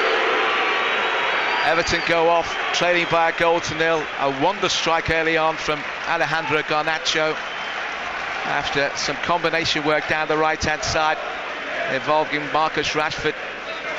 And United, good movement towards the dead ball, and a cross floated in. And Garnacho 15 yards out towards the far post, acrobatically connected and volleyed the ball into the top corner, beyond the despairing, grasping dive of Jordan Pickford. And Everton were poor in the opening 15 minutes. You can hear what the Everton fans think of the referee, and with some justification, because he's had a pretty poor game decision-wise. And that's right at the end, culminating in that trying to play the advantage that didn't really look like an advantage at any point once the pass had been paid. The tragic passing of Evertonian Dylan Kearns. Now Dylan was 25 from Kirby, was a victim just an announcement of a road of traffic incident earlier this month. An Everton fan that lost his life recently. As a likeable person who smiled and lights up a room. Our thoughts are with all of Dylan's family and friends, and many of whom are here in Liverpool today during this extremely difficult time. But Everton got better as the half progressed. The applause there for Dylan Kearns, who sadly lost his life in a road traffic accident recently. Dominic Calvert-Lewin on a number of occasions going close, once with a header that was straight to the goalkeeper from a lovely cross from the left from Dwight McNeil. Once after a neat build-up inside the box ended up with him having a shot at goal. It was saved by Anana, follow-up from McNeil, just couldn't get it over the line as Idrissa Gana Gueye lunged in to try and get a touch as well. Then cross from the right-hand side from Ashley Young this time. Again the header from Dominic Calvert-Lewin, but he flashed it over the top, and then we saw a couple of efforts on goal. One from Doucouré, cross from the left-hand side, allowed it to go onto his right foot, open his body up and put it wide, and then shortly afterwards Idrissa Gana Gueye, after another excellent Everton build-up, put his shot waywardly wide of the target. But Everton have got much better as the game's progressed, despite the fact that they trail 1-0, Ronnie Goodless. A lot to like about the second half of the first half, if you like. Well, I was surprised the way we started. The way we finished that half, we should have started that way. And from their first goal, 5-10 minutes maybe, then we started to make things happen, and that's where we should at least have had an equaliser. We could be in the lead. I mean, you've got a great save, and I mean a really good save off Anana. Calvert-Lewin would be really disappointed he's not on the score sheet. He's had 4, for me, really good chances. Again, you can't score every single chance, but he should have made the goalkeeper work on at least 2 of them, maybe 3. But then we're starting to get the ball in quicker into dangerous areas. We're starting to get people on the end of things, and as I say, not just Calvert-Lewin. You've got Doucouré should have scored, but we've created. I mean, we talked about forget the goal and talked about the last 20-25 minutes. That's how we should have been playing, and the team talk obviously will be, we've got to come out and play the way we finished. You've got to get the crowd every time. All right, the referee hasn't been the best as well, but when there's action in their half or in their final third, things happen, and they're not the best, Mikey. They've been winning, and it might be form-wise, but not convincingly. And when you look at them, their defenders for me are there for the taking. You just need to strikers and midfield players to step it up. Everton have found the aggression, they've refound the intensity. What they need to find now is the composure.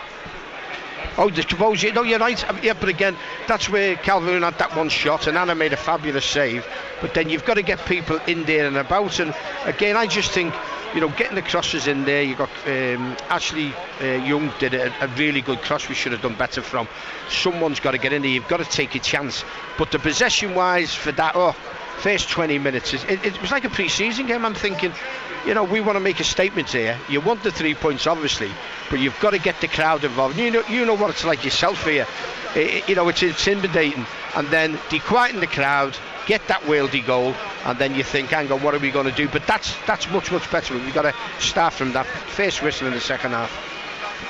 The story is far from over yet. Everton have improved markedly from a pretty tepid opening 15-20 minutes or so, and are close to an equaliser on a number of occasions. But they need to get amongst the goals in the second half if they're to get anything from this game, because the half-time score at Goodison is Everton 0, Manchester United 1. Total Sport. BBC Radio Merseyside. And we'll be straight back to Goodison Park shortly for the second half with Ronnie Goodless and match commentator Mike Hughes. Phone lines will be open after the game as well. But it's half-time as well in the WSL game that we're featuring. It was also a 4:30 kick-off. Aston Villa women against Everton. Reporting on this one is Mike Perkins.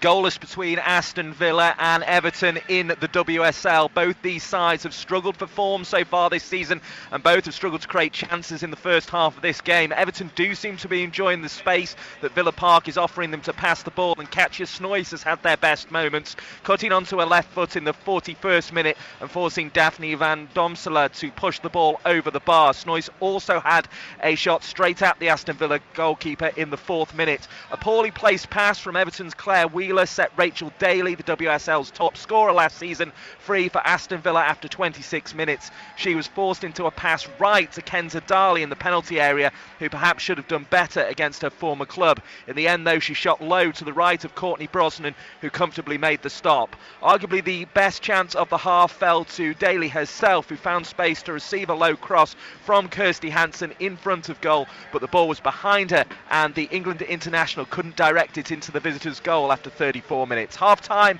in the WSL at Villa Park. Aston Villa 0, Everton 0. Thanks, Mike. And elsewhere, Prenton Park, Liverpool women beat Brighton by 4-0. Bonner, van der Sanden, Holland and Roman Haag with the goals for Matt Beard's side. They're up to 4th in the table. And in the Premier League today, talking of going 4th, Aston Villa with a 2-1 win away at Tottenham. Lo Celso had given Tottenham the lead, but Torres and Watkins for Villa there. Another good win for the Midlanders. Everton trailing Manchester United at half-time, as we know.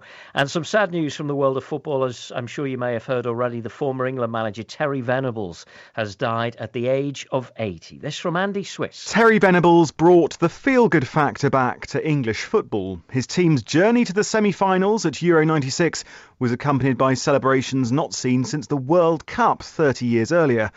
Venables first made his managerial mark with Queen's Park Rangers before heading to Barcelona, where he won the Spanish title and earned the nickname El Tel.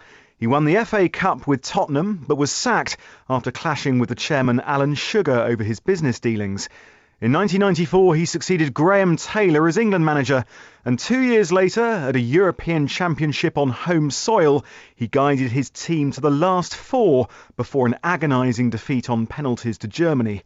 Charismatic and sometimes controversial, he'll be remembered as the man who took England tantalisingly close to an elusive major trophy. Andy Swiss reporting. Into the Total Sport archives now as we rewind back 12 years. On this day, in 2011, Everton won 2-0 at Bolton, who had David Wheater sent off after 19 minutes. BBC Radio Merseyside Sports. On this day. Osman's made a good run forward towards the edge of the penalty area. Plays it out wide to Billy Letton off low ball. In Fellaini, 1-0! Terrific Everton move this time down the left-hand side. And there was Marouane Fellaini inside the 6-yard box. Terrific low ball in. And there was no chance for Jääskeläinen. And Everton deserve that. They have the one-man advantage. They now have a one-goal advantage. It's Bolton 0, Everton 1. Osman to Fellaini and now Baines. Plenty of time and space, looks up, curls the cross in. Cahill, right across it goes, Velios must score! And it's 2-0, game over. And Velios salutes the Everton supporters behind the goal. From the cross from Cahill, who stretched far enough to cut it back across the 6-yard box. So inviting to Velios, who made absolutely no mistake. And surely now that's 3 points for Everton. Apostolos, congratulations. Another goal. You have this habit now of coming on into a game and scoring an important goal. Yes. I think it's too important for my team because the second goal gives us breath also in the game. And the winning, the 3 points that we receive, give a bigger breath in the league to continue, in the next game. And it was an important goal because it gave you that cushion, that second goal that you needed, but also you were there in the right place at the right time to score the goal. I try. This week I work with Duncan Ferguson in the training, so I want to say to him one big thanks, and I want to continue with him. He's good strike and try to give me the good way in the scoring. I thought the first goal was a really good move. We'd kept the ball, we'd played, which I needed us to do. I thought we had to try and play around Bolton a bit more and a little bit patient and take one pass more. I thought we'd been a bit hurried in our play in the first half and not composed, and thankfully we scored a good goal. Good play with the boys down the left, ball in by Billy and Felly get in the middle to score. And then again a good ball by Baines and cut back by Tim and a goal by Velios. So he's making a habit of scoring a goal. But he's, I've said to him after the game, when he comes on, he'll need to work harder than he came on if he wants to play, because that's what you do. And I thought he had to run a bit harder. And but it was good to get the likes of Ross Barkley and even Maguire a bit of time, because with the injuries we've got at the moment, we're having to look at our young players just now. And young Conor McAlealy was on the bench today as well because he's done well in the reserves. So that's the way it is. BBC Radio Merseyside Sports on this day. Everton winning at Bolton 12 years ago today. But today, they're 1-0 down at half-time against Manchester United. Martial plays a pass back to Lindelof. Lovely crossfield ball to the right-hand side to Rashford. Cross delivered towards the far back. Oh, what a fantastic overhead kick from Garnacho. Absolutely incredible strike inside 3 minutes. Alexandra Garnacho The cross from the right-hand side. He was 15 yards out. Acrobatic volley into the top corner, Gladys Street end. Not the start that Everton wanted, particularly on a day like this. But United take an early lead. Spectacular goal from Garnacho. Hopefully Everton can begin to make their presence felt as an attacking force. Building from the back there, lovely ball there from Ashley Young. Calvert-Lewin's in round the back of the United defence. It's a lovely step over, shoots straight to the goalkeeper. Well, he'd done the hard work, and just the finish, there wasn't enough power or direction. Right-hand side, Fernandez, edge of the penalty. Luke Shaw on the half volley, just dipping over the bar. A nice effort on goal there. Corner, left-hand side, Garner to take.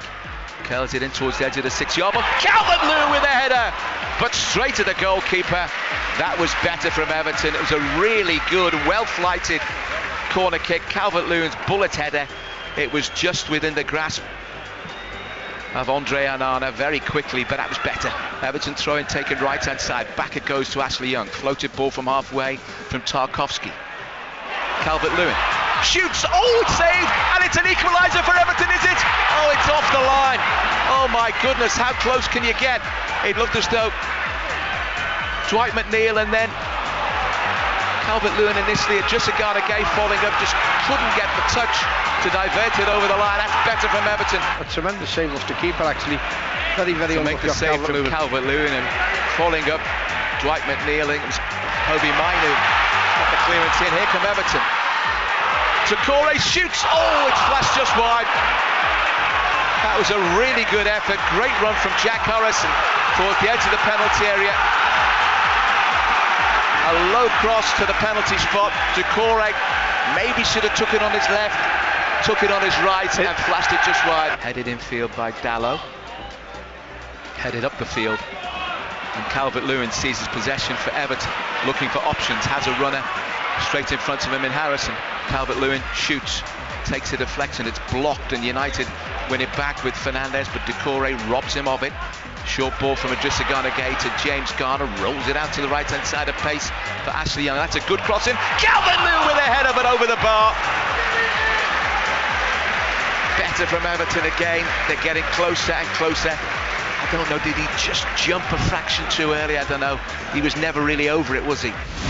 Corner taken by Dwight McNeil, high towards Onana, header from Tarkowski! 1-0! Coleman up against Cook. Can the Everton captain get there first? He can. Has gone! James Coleman has whipped it across and he's fooled everybody! Dwight McNeil, edge of the penalty area, shot, goal! Yes! Early doors! Dwight McNeil has given Everton the perfect start! Driven shot. Abdoulaye Doucouré, a goal from the goal. BBC Radio Merseyside. Let's get back to Goodison Park and join our commentary team of Ronnie Goodless and match commentator Mike Hughes. Yes, thank you, Ian. The two teams are just out for the second half. Well, the Man United stragglers are just about coming on now. Interesting to see the Everton captain James Tarkowski talking there to match referee John Brooks, who was booed off as he left the field after blowing the half-time whistle. But no changes to either side. Ronnie Goodless, better from Everton required in terms of goals. They have improved. I know you had a dinner, didn't you, Friday night? I had a dinner, Mike. Absolutely fantastic. I'd like to thank everyone that came. The support was fantastic, absolutely brilliant. But I'd just like to take a quick one. In half-time, as you know, Mike, supporters have, really want us to win, obviously. And so I've just met a young lady called Ava Murray, and they've travelled from Bristol, Evertonian. She's only 8, and again, I'd love to get a win for her today, but we're breeding them young again, Michael. Everton throw in right-hand side, thrown in towards Calvert-Lewin. He goes down, cleared by Luke Shaw. Play answers the referee. Everton headed forward, headed away by Mainu, headed back by Adjusagana Gay. Lindelof combines with Bruno Fernandez, rather, and then a long ball forward. Garnacho chasing after it. Pickford completely overhits it. Has gone too long with his clearance, and it's back to his opposite number. Pickford in all green, Onana in all yellow, and he bowls it out underarm to The debutant, Kopi Mainoo. Out to the left-hand side, United go for scorer of the spectacular goal. Garnacho, back for Luke Shaw. Back for Lindelof across the defensive line. Square ball to Harry Maguire. Rashford comes towards the ball, finds it. McTominay is challenged by Idrissa Gana Gueye, but Everton can't hang on to possession, and United have it. And Lindelof and Luke Shaw combined. Forward ball to Martial in a lot of space, too much space really. Infield, the pass for Bruno Fernandes, stabs it out to Garnacho cutting in. Hits the deck, no foul, and James Tarkowski overruns it.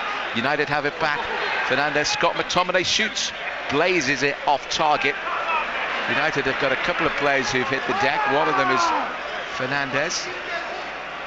Garnacho again is on the deck. He's got to be careful, Mike. We were talking about Ashley Young half time, would he take him off?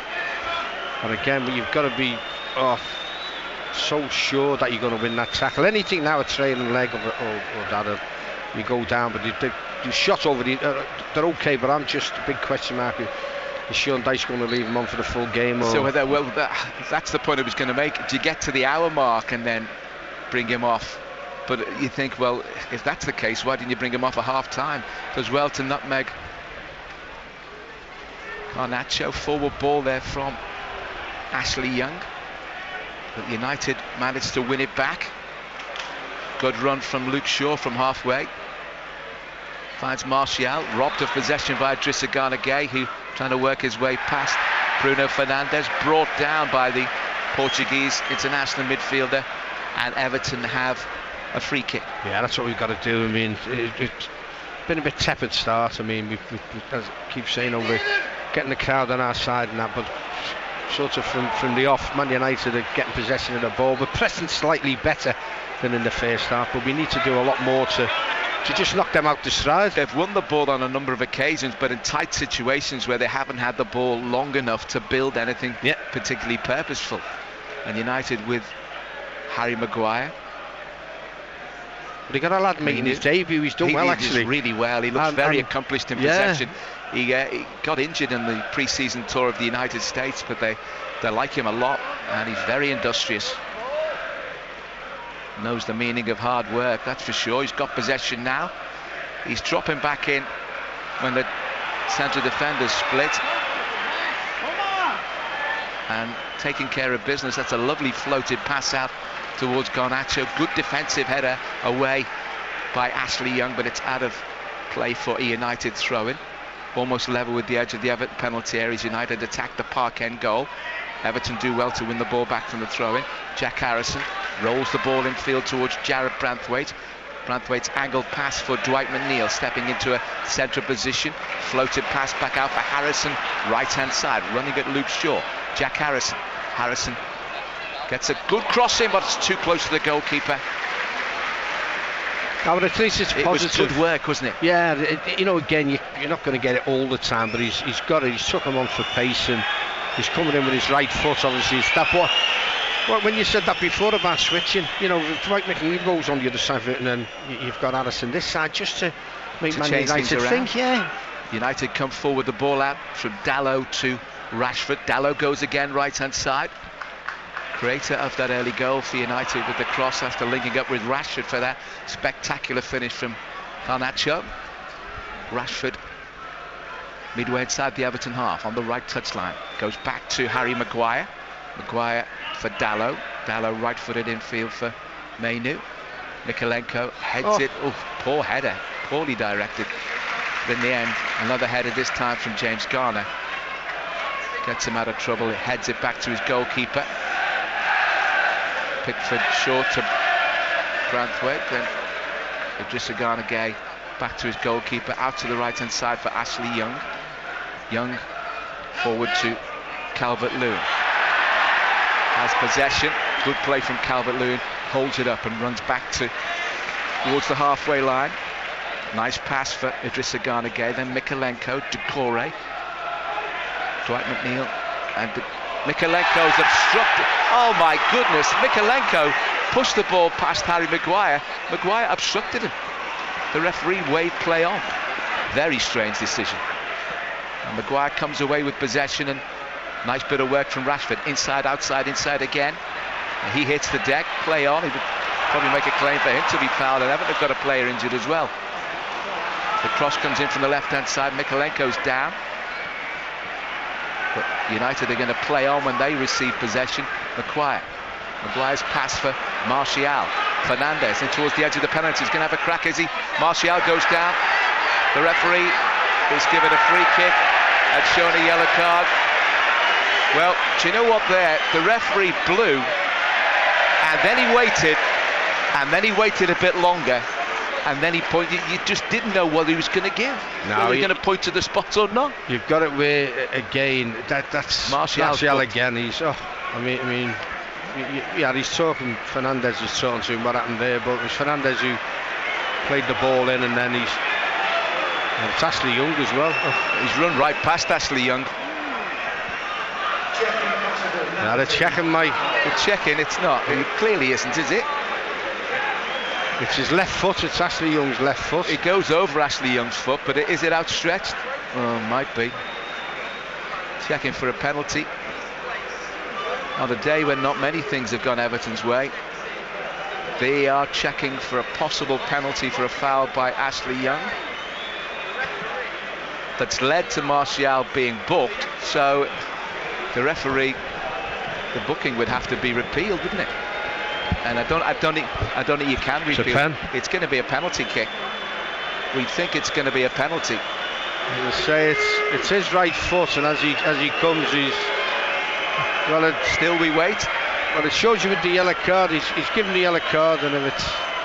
Are they going to ask him to go and have a look? Yeah, he's going over to the far side, probably so. Look to the monitor, and we know what that means. Generally, it's. Well, they are, Mike. It's ominous. It was Ashley Young. Does he get a yellow card? Ashley Young. He get a retrospective yellow card, and he's off. Be off. Well, we've been talking about half time. And Martial has been yellow carded, and that would have to be. You can't repeal a yellow card, can you? Only a sending off you can. But how long does it take, Mike? Yeah, before he gets the yellow card out, because he was thinking about it, wasn't he? And it should have been. Look, it might be something here. And he's looking. He's still looking, John Brooks. This would leave Everton with a mountain to climb if the penalty is successfully converted. But the referee is still looking. He's looking again. Is he gonna stick with his original decision? Is he going to be brave enough to stick with it? No, I think he's going to give the penalty. He's walking. No yellow card for Martial. It's a penalty. Now he shows, he has repealed the yellow card. In match it can be repealed. It's only post-match it can't. United have got a penalty kick.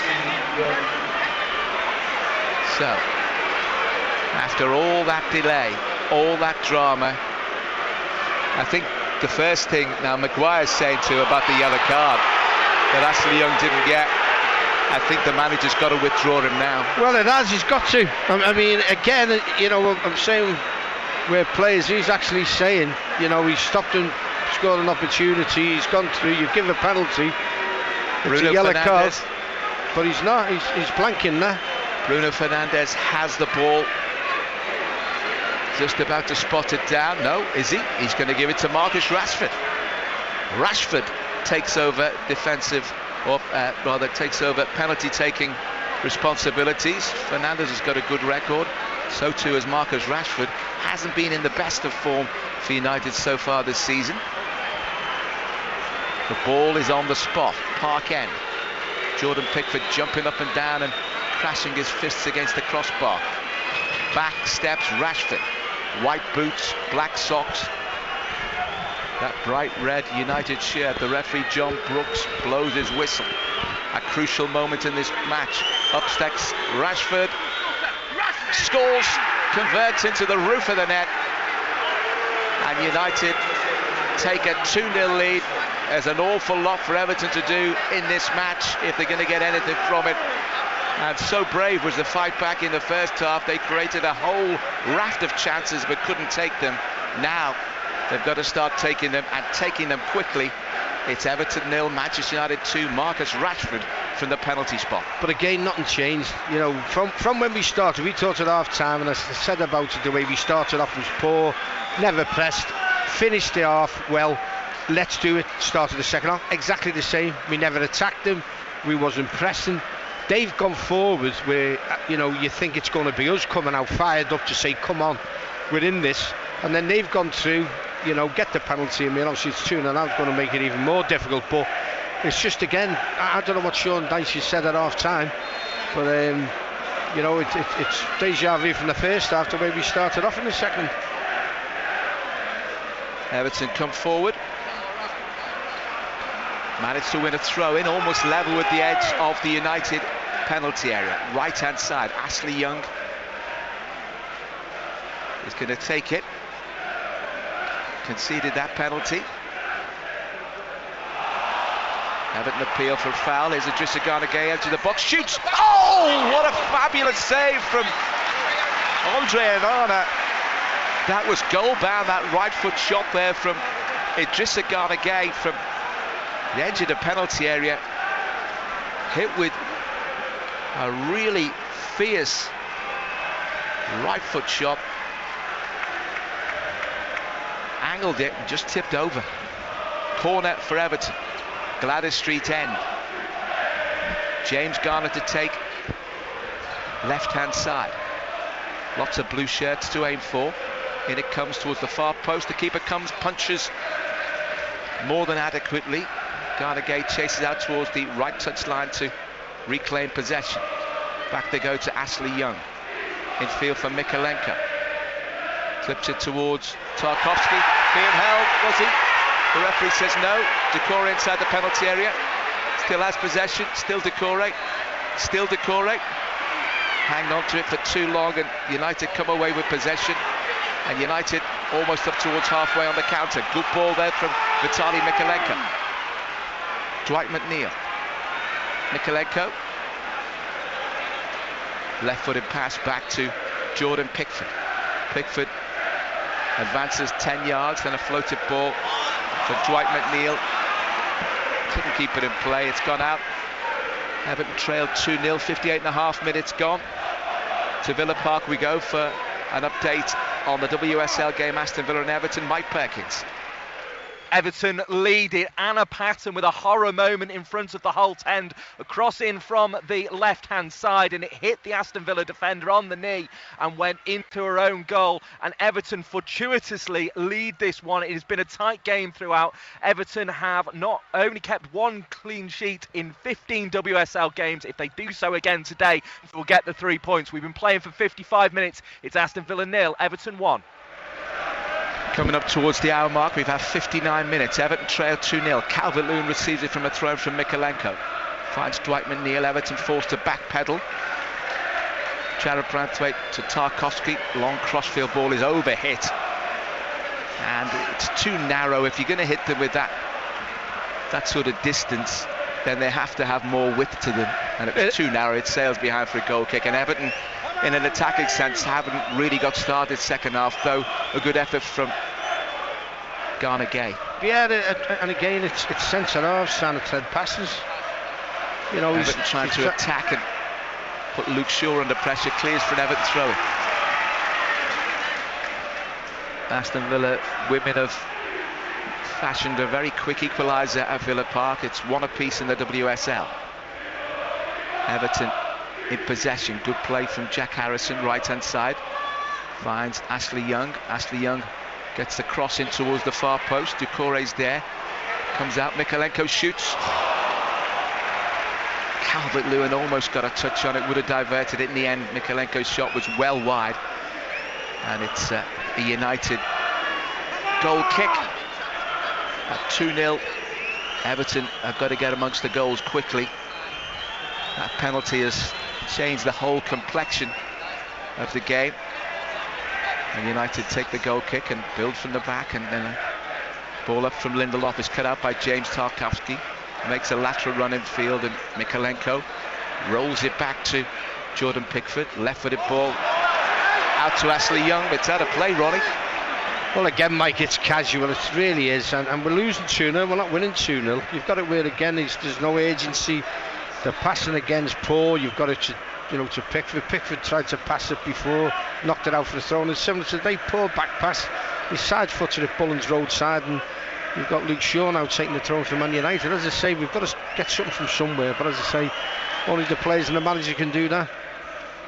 Everton with defending to do, and it's good defending as well from Tarkowski and then Harrison, and eventually they'll go back through Branthwaite to the goalkeeper Pickford, left-footed, long, up towards Calvert-Lewin. Plans to win it in the air and heads it out towards Jack Harrison. Harrison cutting in towards the edge of the penalty. It's a nice paddle.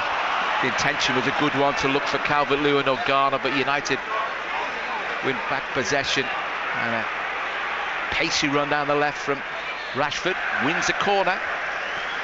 More defending for Everton to do. Well, it ended up at Rashford, obviously, with that goal. He's been lacking goals this season in form, but then, in a sprint, he's got Garner Gate trying to catch him, and then the quick in transition. United, exactly, and it's something where Tarkowski did well actually getting a block there to knock it for a corner, but it's again dangerous situation.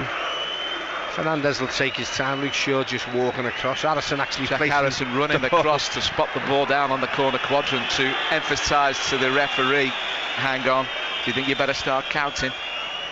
Get your fingers out. Corner from Luke Shaw, left hand side. Everton headed clear only as far as Bruno Fernandes on the left. Gets a lovely cross in, headed away by Calvert-Lewin. As far as Diogo Dalot. Just drops it down with the right foot to pick out Fernandes. It's a lovely ball in field for Kobbie Mainoo. And across from Rashford, away on the volley from Tarkowski, headed back in by Luke Shaw. Everton aren't winning the 50-50s again, and United with Mainoo, Rashford right edge of the penalty area, running at the Everton defence now, down towards the dead ball line. Challenge from Vitaly Mykolenko. It's behind for a corner. I wonder whether it's time for a rethink for the manager and look at bringing on. Well, he's got to change it, Mike. I mean, Ashley Young had a pass to try and get forward or whatever, but it's just drifting now, and Man United look more likely to get a third than us to get a goal. And as I say, he's got to change it. Corner from Fernandes, right hand side, headed away, flying header for Dominic Calvert-Lewin. So many chances in the first half. Calvert-Lewin has a lofted ball, puts in Bruno Fernandes behind the Everton back line, down towards the dead ball line, tries to pull it back across the face of goal, but Jared Branthwaite was equal to it. But Everton caught short, Ronnie, and caught flat-footed at the back. I think they're dominating the midfield, and the star man for me, Mike's the debutant. I mean, he's been unbelievable, and that's a chip ball again, where a flying header from Calvert-Lewin to get it away, but he's sort of got it where he pick it up and he's just chipped Fernandes in the corner kick. United have got space from the corner and a floated cross. The far post, Garnacho skies it, but Everton really are just. Well, twice they've got the byline. They've lost their grip on the game that they had from the 20-minute mark up to half time. Second half only in flashes where that shot, and but they're back to possession, and United are dominating, and they look much more dangerous again because we haven't got that possession. And again, it's playing in our half. Good ball from Pickford to find Idrissa Gana Gueye. One touch to gather in, and then out to the left to Mykolenko, over halfway. Mykolenko looking for options. Forward ball to Abdoulaye Doucouré, back in for Mykolenko, but it wasn't accurate enough, not careful enough. Abdoulaye Doucouré, United with 4 passes break, and then Garner does really well to win it back. James Tarkowski in towards the edge of the penalty area. That's a chance there for Calvert-Lewin. The cross came in right outside, and Jack Harrison, it was behind Calvert-Lewin, and as Shaw was coming back in, and Maguire, it just ended up back in the arms of the goalkeeper. But that's where you've got to be clinical, and we haven't. I mean, that's a good chance, or a good area to get the crossing, and again we just can't get that. They 4 or 5 passes broke. Tarkowski did well and then broke himself. With Everton creating something worthwhile, just slightly behind Dominic Calvert-Lewin, but good work from Dwight McNeil to win the ball back for Everton on their left hand side. They try and build from the back with Branthwaite and Mykolenko and Idrissa Gana Gueye. James Tarkowski striding forward with a bit of purpose. Chip pass out to the left-hand side, controlled on the chest by Dwight McNeil. Back it goes to Mikalenko. One short ball inside to Idrissa Gana-Gueye. Scampering across the surface. Short to Tarkowski. Over halfway. Jared Branthwaite, Doucouré. Back with Branthwaite. Now Dwight McNeil. Everton can't find any way to break the line, so they're maintaining possession. And it's a long ball through the inside right channel, too straight. But we're too easily read, aren't we? We've done nothing different from the first minute we kicked the ball, and you've got it gathered in by the goalkeeper. It was too easy to read, wasn't it? Well, Man United let us have it there on the halfway line. Do what you want. And again, 50-yard pass that just skids off the surface straight to the keeper. Long ball forward from Harry Maguire. Mikalenko chases after it. Just touches it into the path of Jordan Pickford. But no signs of any real movement on the Everton bench. And in terms of attacking firepower, they've got Yusuf Shamiti, who so far we have to say has looked quite a way off it. No Beto today. We've got young Mackenzie Hunt, Lewis Dobbin. Maybe the pace of Dobbin might inject something. Do something different, mate, because it's running away from Everton. If they don't get a goal in the next 5 minutes, he'll have to make a change. 67 minutes gone, three-quarter time. Right-hand side, the cross, Ashley Young, and it comes towards the near post, and Calvert-Lewin was there, but so too was Victor Lindelof. And he puts it behind for a corner, Gladys Street end on the right-hand side. Well, that's the type of cross, get it into 6-yard box, you can attack it. I mean, Lindelof's done well to clear it, but it just missed Calvert-Lewin. Corner kick to McNeil to take. McNeil's going to take, he's going to curl this one in. Arno Danjuma, another possibility, of course, as a substitute. He looks as though he could be the first call. In comes the flag kick, deep towards the far post. The keeper punches and makes a mess of it, and then gathers it at the second attempt. He just, honestly, Mike, I would, they say about De Gea when he's left and he's come in, the amount of mistakes this keeper's made, and he's punched that, and he's so lucky. I don't know why. It's gone up in the air and then he's caught it again. Eventually it's the goalkeeper who gets it out to the United left, overhits it. No, I wouldn't have confidence with him, but we haven't tested him enough. We should be having shots, getting crosses in, you know, knocking balls where he's got to. Shall it come, shall it stay? He's just done one punch there, which was poor. Sofian Amrabat is about to come on, and so too Facundo Pellistri for United, so maybe Garnacho might be sacrificed as Everton run down the right with Harrison. Harrison gets the cross in, might break for Doucouré, shoots, it's blocked. Comes off the backside of Diogo Dalot, and Everton have a corner. But again, there's a bit more zest about that. Get it up the quick. But that's not a good cross. But it's a deflection. Come to Doucouré. He gets the shot away. It's the back. We win a corner kick. And that's it's get the ball into the area quickly. Get into a dangerous area. Corner, left-hand side. Garner to take, right-footed. Now the referee is going to be having a word with. I think it's Onana with Branthwaite. He's just standing in front of him. Oh. Yeah, well, you can do that. Yeah, it's not after you, sir. But that's, I'd have done that all game. I think panic set in with Onana. Just put it underneath the crossbar and you know, let him punch it in. Garner, flag kick, left-hand side, Gladys Street end. Everton trailed 2-0. Deep towards the far post. Headed clear.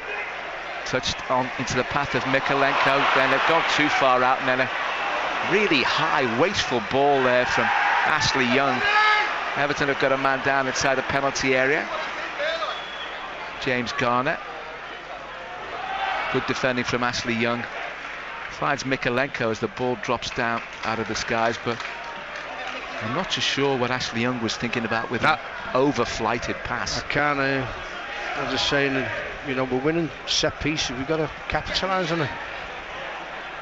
It's a definite foul on the edge of the penalty area there. Everton player fouled, almost hauled to the deck there by a couple of stray United hands, but Rashford's in behind the Everton defence, and they've got a runner at the far post as well. In comes the cross, and Garnacho at the far post on the volley, only into the side netting. Everton got away with one there because pushing up in behind the run from Marcus Rashford. But opened up the Everton rear guard. And now we're going to see Nathan Patterson brought on, I think, for Ashley Young. Garnacho hammers it into the side netting. He's going to be substituted now. Facundo Pellistri's going to come on, and Kobbie Mainoo replaced by Sofian Amrabat. What a debut he's had, by the way. Patterson and Danjuma about to come on for Everton. To Villa Park we go for an update on the WSL game. Aston Villa and Everton 1-1 was the score 10 minutes ago. What have you got now, Mike Perkins? It's still one each. We waited 54 minutes for a goal in this game, and as soon as Everton fortuitously took the lead with Anna Patton diverting the ball into her own goal at the Hull 10, they switched off at the other. Rachel Daly taking advantage to unmarked meet a Kirsty Hansen cross and place it inside the near post of the Everton goal. We've been playing for 68 minutes in the WSL. Aston Villa 1, Everton 1. Thank you, Mike. 18 minutes remain, plus whatever's to be added on. The substitutions have been made. Patterson on for Ashley Young. Danjuma on for Dwight McNeil, who can maybe consider himself a little bit unfortunate. Pickford's clearance taken down on the chest there by Mikolenko. Turns away from Facundo Pellistri. Good turn from Idrissa Gana Gueye, and then picks out Tarkowski with his pass. Chests it down and out to the right hand side for Harrison. Forward ball in towards Decore. Decore didn't read the pass well enough and moved a bit too slowly. So United seized possession. Nathan Patterson heads it out of play as United chip a ball down the Everton right hand side. It's a throw into United. Ronnie Goodless. Yeah, again, it may be too little too late. You know, you should have changed it. We've said it from virtually the first minute of the second half, and Man United just slotted exactly what they were doing at the start of the game. Keep possession, and they were a threat. Change it a bit different, change formation and that. I mean, you've got it where, with 17 minutes to go, plus injury time, and then he brings the subs on. But I think second half, we've lost it again there. As I say, it's trying to build some type of pressure up, and we just haven't kept the ball long enough to do it that way. 0800 731 9333, the number for the Total Sport Merseyside phone in after the match. Long ball for Danjuma to chase. Good defending from Dallow, almost got himself into a bit of trouble, and Mikolenko almost steals it. And tidy work from United, moving out to Dallow and Pellistri. Long ball lofted forward up to Martial, headed forward there by Everton's Idrissa Gana Gueye. Calvert-Lewin tried to flicker. Little header on it, couldn't get a touch, and then United have it back. It's a lovely ball there from Martial to Pellistri. Jared Branthwaite goes with him, cutting in from the right hand side. Pellistri picks out Bruno Fernandes into the path of Martial. 3-0. The game's up for Everton. Delicate little dink finish. Anthony Martial gets his customary goal against Everton. Lovely break down the right hand side on the counter attack, and United with Pellistri, Fernandes through to Martial, ran through the Everton back line and just chipped it into the back of the net, and United are home and dry. 74.5 minutes gone. Everton 0, Manchester United 3. Well, again, Mike, you try and think of things saying obviously changing it out, but we actually had the ball again, and again it's just the sort of quality of keeping the ball and sort of playing in triangles and being a threat, and you're pushing forward, and then they've just broke from there off virtually 65-70 yards, and then it's that quality on the ball where they do a little couple of 1-2s, then it's a threaded pass. I mean, he's just come on as sub and makes a threat, and then it's off Fernandes where Rashford's made a run off the two centre halves, just turns, and he might be in the best of form, but he's certainly not going to miss from there. And then you got Martial. He always scores against Everton. All the time, mate. It's incredible. The amount of times I've been at Old Trafford with you, and he slots, and he doesn't do anything. He looks bored after time.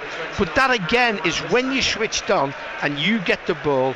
That's what a striker's all about, and he just comes alive. And in the area, as you say, he must love playing against us every week, but it's a ball that's threaded through, and he's got that quality where he just clips it over Jordan Pickford. But as I say, you know, I've been disappointed the way we've lined up and the way we started, and first half and second half, and obviously the way we've gone about it. And again, you're looking at 75 minutes or 73 where we make 2 substitutions. You know, it should be done a lot earlier, and the formation's exactly the same. Nothing's changed. Everton maybe just lost a little bit of concentration there, allowing United to cut a swathe through their back line, and not for the first time today.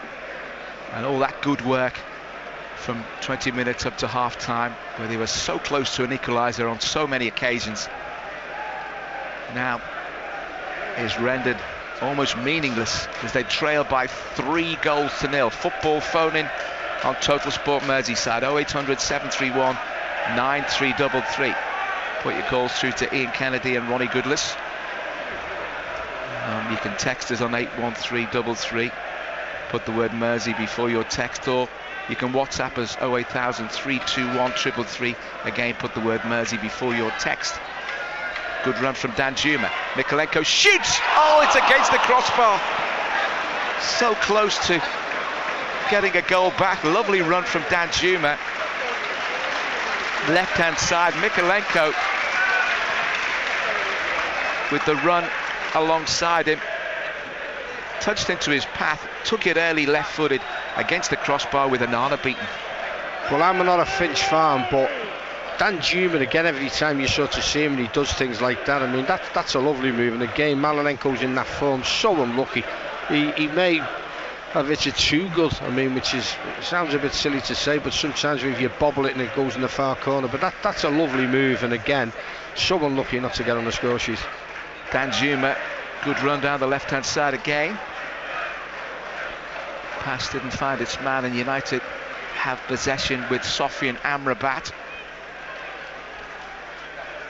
Wan-Bissaka, who's just come on for Luke Shaw, but playing at right back. And Diogo Dalot's tracked across to play at left back. Everton win a throw-in. 7 to 8 minutes gone. If miracles can happen, Everton could do with one now. Idrissa Gana Gueye receives it from James Garner. Lofted ball out towards Jack Harrison. Nathan Patterson, in fact, controls it. Back with Harrison. Garner, poor ball. Straight to Rashford. Then Garner does well to win it back. Patterson retrieves it for Everton on the right touchline. James Garner takes over. Idrissa Gana Gueye. Tarkowski to the right hand side. It's a lovely pass. Calvert-Lewin chases after it but can't get anything on it, and Onana picks up possession for United inside his penalty area to Villa Park. There's been another goal in the WSL game. Aston Villa and Everton. Mike Perkins. Everton have the lead back at Villa Park, 2-1. Heather Payne tripped on the right-hand side of the penalty area, and it was Natalie Bjorn who picked the ball up, put it on the penalty spot, and slid it neatly into the right of the Villa goal at the Holt end as she looked. We've been playing for 75 minutes. It's Aston Villa 1, Everton 2. Decore with a cross from the left-hand side across the face of the 6-yard box. That was it. 3 or 4 Everton players there, but nobody attacking it at the right moment. It's not naturally left-footed, but that's the ball. It's just the pace on the ball. It's gone up for the throw-in on the far side, but that's a good ball played in. Just too much pace on it. If Everton can get a goal now, even if it's only a consolation, it's something from the game. And then the result doesn't have as much an effect in terms of damaging the self-belief of the team. Decore inside the penalty area. Jack Harrison. Mikolenko challenged there by Facundo Pellistri. It's a nice pass for Danjuma. Has to chase back the other way. Wan-Bissaka and Pellistri close to him.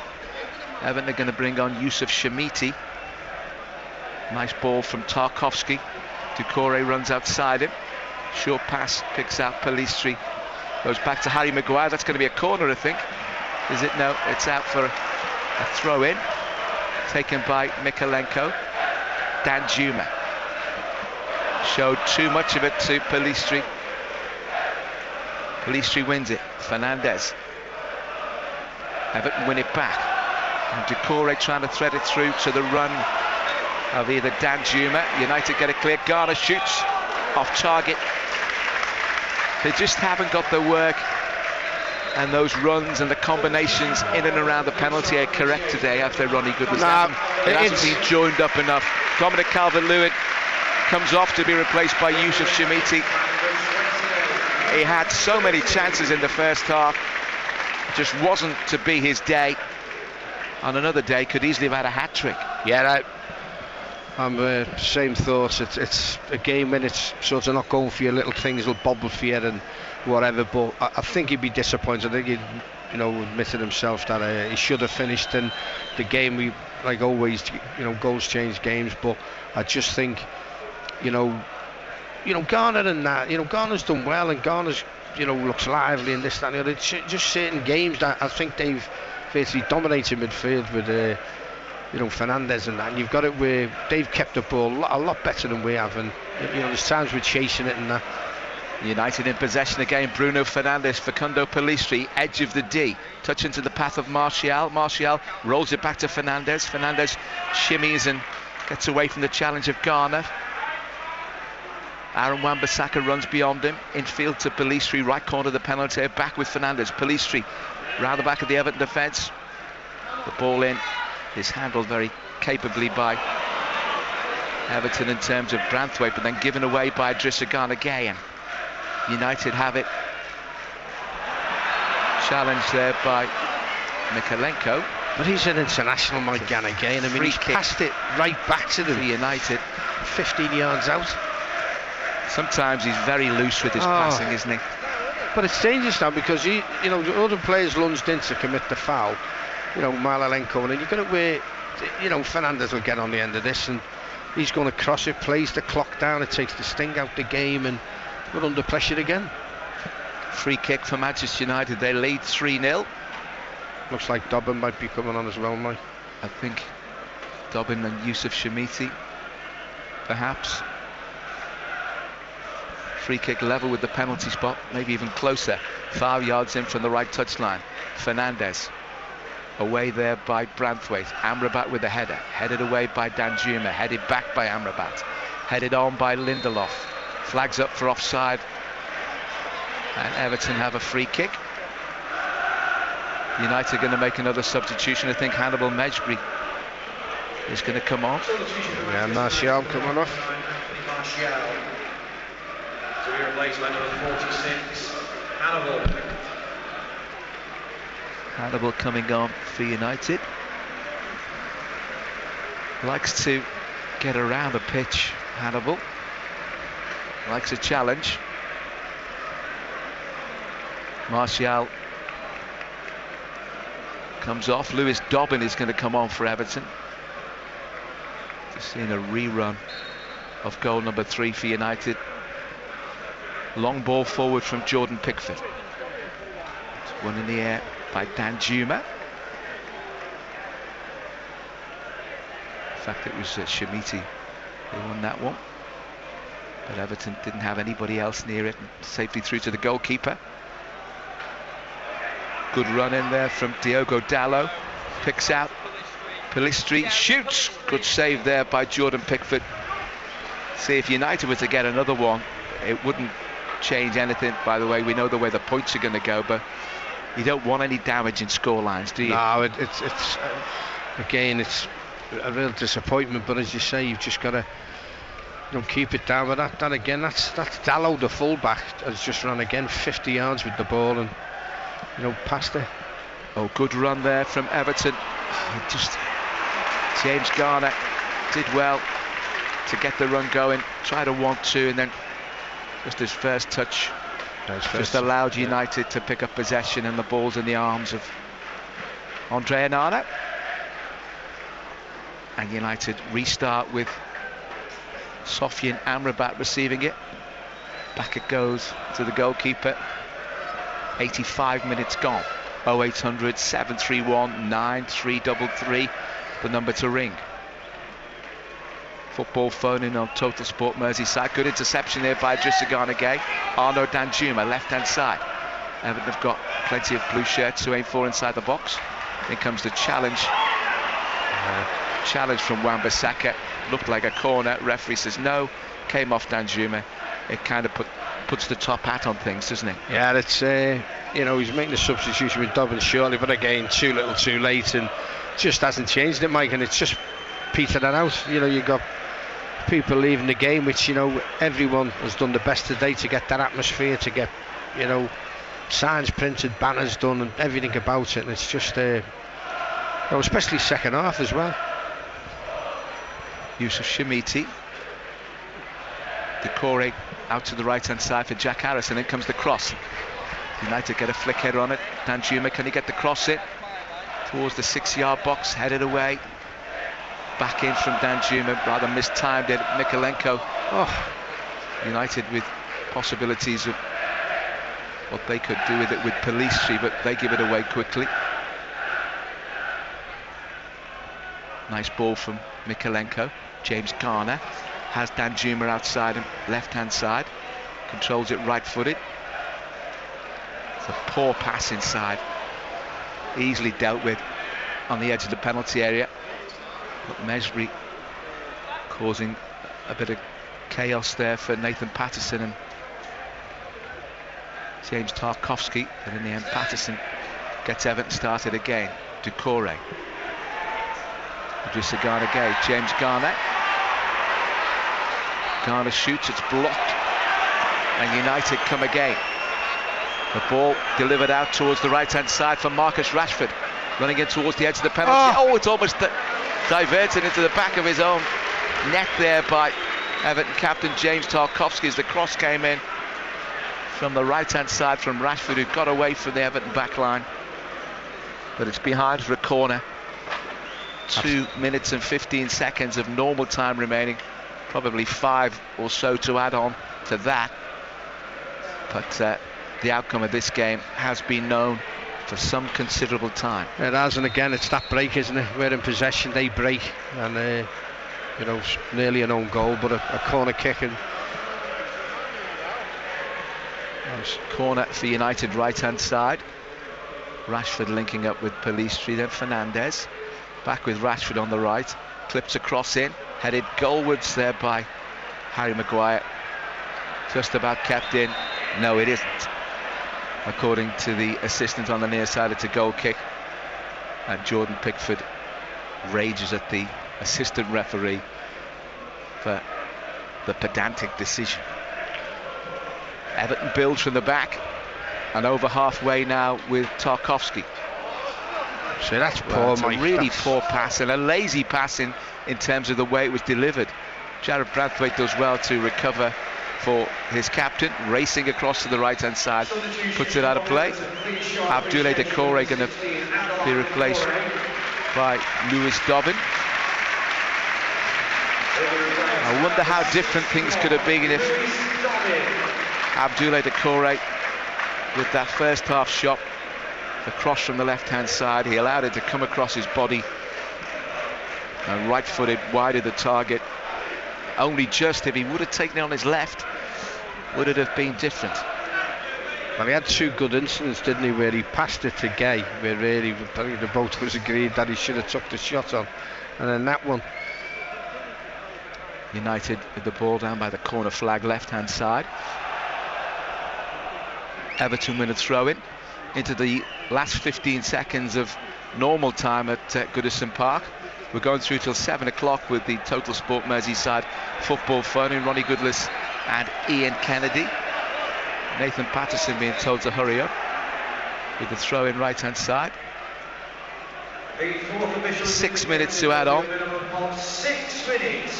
Pickford, long clearance downfield. Harry Maguire heads it away cleanly, and United get it out of harm's way, and then good bit of work from Wan-Bissaka, run back by Danjuma. Yusuf Shemiti racing in towards the edge of the penalty, shoots! Oh my goodness, that was just wide. What a fabulous shot with no real backlift from Shemiti, and that was only just off target, Ronnie. It was good effort. I mean, again, once he gets his first goal, that confidence, but he certainly took that shot on, and he really took. And I mean, and Nana, okay, it's gone wide, but Nana full length, he wouldn't have got nowhere near it. It was on target. United in possession. Almost a minute of the 6 to be added on has been played. Hannibal bundled into there by it's a yellow card. Yellow card. See, you've got to think, this game's gone now. There's no value in it. Nothing at all. And for somebody who's played football at the highest level for such a long time in this country, and it's four yards into our half, isn't it? So it's not as if it's right in the outside the penalty area. You've got to get a tackle in. Free kick taken, hit long. It's a poor one, comfortably collected by Jordan Pickford in the Everton goal, then rolls it out underarm to James Garner. Always willing to work, always shows for possession, finds Branthwaite. Idrissa Gana Gueye back for James Garner, approaching halfway, checks back inside to pick out Jared Branthwaite again. Short angle ball for Idrissa Gana Gueye, back with Branthwaite. Tarkowski to the right for Patterson. The ball forward is aimed for Shamiti, but United with Lindelof get it clear, and then Everton go again, but not for long. They're trying to find Shamiti, and then hooked downfield by Harry Maguire. 0800 731 9333, the number for your calls to Ronnie Goodless and Ian Kennedy on Total Sport Merseyside, the football phone in. Text 81333, put the word Mersey before your message. Everton rampaging down the right hand side with Jack Harrison in towards the edge of the box. Harrison, shot is deflected and careers out towards the left hand side for Danjuma. Mikalenko makes a forward move. Danjuma checks back onto his right foot. Coming towards him is Idrissa Gana Gueye. James Garner back to the left for Idrissa Gana Gueye, crosses right-footed, headed away comfortably by Amrabat, back in by Patterson, headed away by Dalot. Mikalenko wanted too much time. United get the clearance in. Mikalenko shuffles it back left-hand side for Idrissa Gana Gueye. United lead 3-0. Everton playing just for posterity, to get a goal, to get back into this game with a more encouraging scoreline. And they've managed to win a corner as Aaron Wan-Bissaka blocks Danjuma's attempted cross from the left-hand side. Gladys Street end, corner kick to Everton. Ronnie Goodless. Yeah, and again, it's disappointing. I mean, it's something where, there's got to be a big rethink from Sean Dyche. I mean, at home, we struggle to break teams down. In comes the corner, deep towards the far post, headed back across the face of goal. A chance at the far post and knocked goalwards, but they couldn't get the finishing touch. Then Mikalenko makes a complete hash of his attempted lofted ball to try and get it into the danger zone again, but the header came in across the face of goal, I think, from James Tarkowski, and a ball was bobbling about. Everton just couldn't get that important touch to knock it goalwards and over the line, and saved by Anana. But here's Vitaly Mikalenko, left hand side. Danjuma, a chance to crosses in, cleared only as far as Garner. Mikalenko, James Garner again, chips it in towards Harrison. It's overhit behind for a goal kick.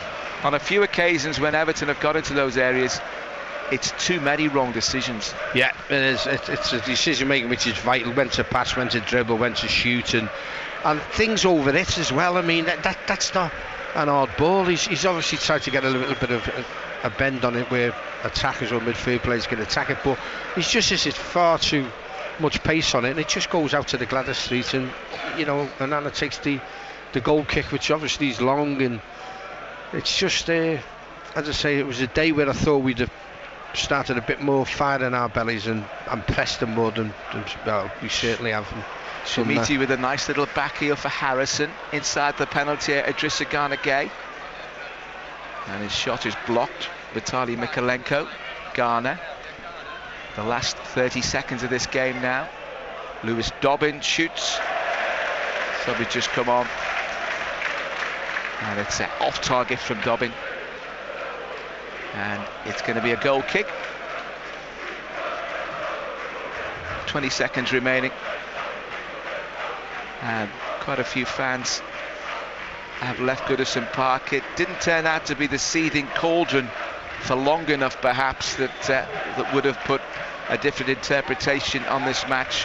But a goal after 3 minutes changed, inside 3 minutes, 2 minutes and 18 seconds I think it was, from Garnacho. That really changed the perspective of the game. There goes the final whistle.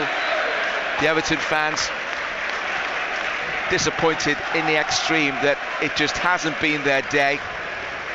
Behind to that Garnacho goal after 3 minutes, and pretty tepid in the opening 15 or 20. But when they did find their way back into this game, Dominic Calvert-Lewin close on 4 occasions to getting the equaliser goal, twice with headers, one that was saved by Onana, one that just flashed over the top, one from across from the right hand side, one from across on the left hand side. Doucouré was wide with a shot, so too was Idrissa Gana Gueye when he could have done better. Calvert-Lewin had a shot saved from Onana, and the follow-up was almost put over the line by McNeil, but United just managed to keep their goal intact. Everton never really got started in the second half, and United managed to take the sting out of the game. But this is what the Everton fans make of their team.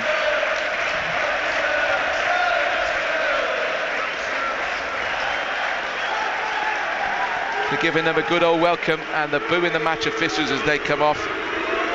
And the turning point of the game, totally really, on 56 minutes, when United were awarded a penalty. Initially, a United move ended with Anthony Martial going down just inside the penalty area. The referee had a look, and he decided that Martial was trying to cheat him, and he awarded Everton a free kick and a yellow card for Martial.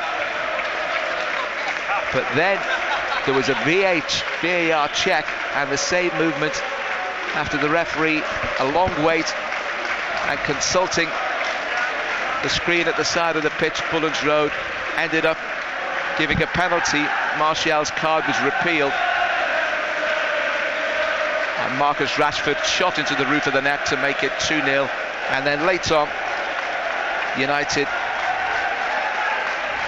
following an excellent run down the right hand side, Anthony Martial, with 16 minutes remaining, clipped it into the back of the net after a good move involving Pelistri and Bruno Fernandes. 3-0 to United, Ronnie, and really just not the Everton second half. They never got started, and that ended up being the key factor. Couldn't get that equaliser before the break. Well, you know, couldn't raise what we did the way we finished. I mean, we'd have finished it off, we'd have given them a game, but it was just the same second half. I think the way we start, and it's so hard. I mean, you know, a team gets an early goal as well, but they played with a lot more confidence. But I think straight from the off, with not pressurising them and putting them under pressure, I've still got a big question mark over the Narayan goal. He made one really good save, but some mistakes, but we never pressured them, and they played to their own pace, so their own tempo of the game, and then their quality obviously starts coming through. Martial, as you've mentioned, you know, scores for fun against us, but you've got Rashford all of a sudden looks like he was when he first hit the scene, so they started scoring goals. There was an easy shooter, but their midfield dominated, and I thought the young lad who made his debut was absolutely outstanding. You know, notice that Aramat can't get in the side, but you know, their games. But from my point of view, and I think a lot of sitting here, is the second half. You know, why did he make changes for the formation and the system? Throw two up top, throw the young lad on. You know, he's hit a shot there that goes past the post, but get them thinking. You know, something different, but it was too predictable. And the second half, as I say, you know, once it went to 3-0, I think we may as well have gone home and looked at that. So we'll have to wait to see what Sean Dyche says again. But again, you've got to do something different. You've got to have a plan B, C, and especially against Man United as well, who are in great form. You know, they're picking up results, getting over the line, but their quality showed today. And as I say, I just think their better players played better, and we struggled. And then the Ashley Young, when he gets a yellow card, you're thinking, when's the next one going to come? Then he ends up giving the penalty away. All too little, too late, and disappointing. Yeah, disappointing end to what was going to be a pivotal day if things went right for Everton. they went wrong very quickly with that third-minute goal, and Everton, despite going close to an equaliser on a number of occasions, second half never really got going. And the final score at Goodison Park, the Total Sport Merseyside phone-in to come, is Everton 0, Manchester United 3. Call the football phone-in 0800 731 9333. BBC Radio Merseyside. So defeat for Everton. I'm Ian Kennedy, Ronnie Goodless at Goodison Park. We're through until 7 o'clock if you want to give us a call. Phone lines will also be open tomorrow with Julia and the Monday Night Review show on Total Sport Merseyside from 6. They might just be getting towards full time in the WSL game, Aston Villa against Everton. Let's get the latest now from Mike Perkins. We were playing a minimum of 6 minutes of added time. We've had 7. Villa still pushing for the win.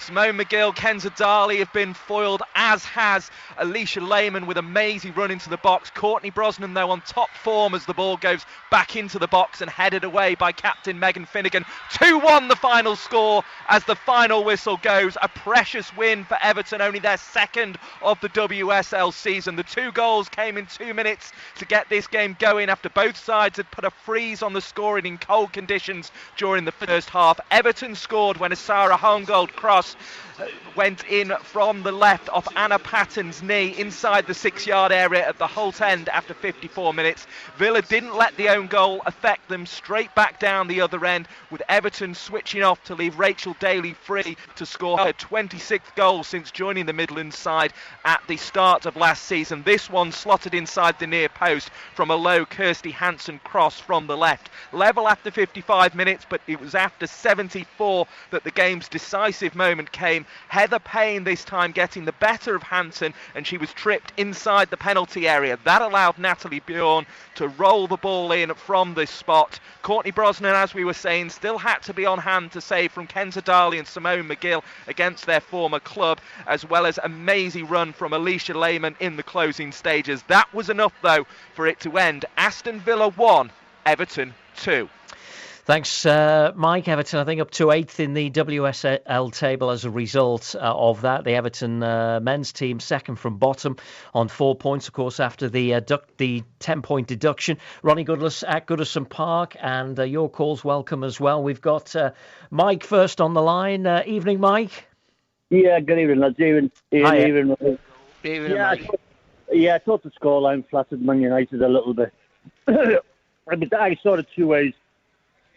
They scored the worldie. We didn't score. You know, we peppered the goal. We should have been back on level terms.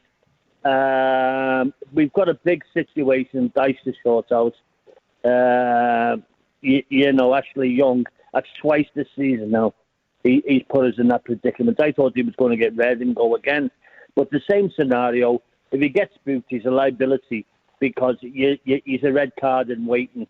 And the actual situation today is we didn't come out on the front foot, okay? You're giving them the initiative. Are they really up for it here? We were unlucky. I'd like to say today, I'd like to put it up and say, look, we're better than that. But one of them days where the ball just wouldn't go in, right? But, that you know, it's if I look back on Sean Dyche's career, unfortunately, this is the way Sean Dyche is. I'm just hoping now that, you know, we can dust this off as a one-off. That's what I'm going to say, is a one-off. Because they weren't that much better than us today. Okay. Ronnie, do you want to come back on that? Well, I agree with you the first half, Mike. I don't agree with it, and I don't agree with you by saying that they weren't much better than us.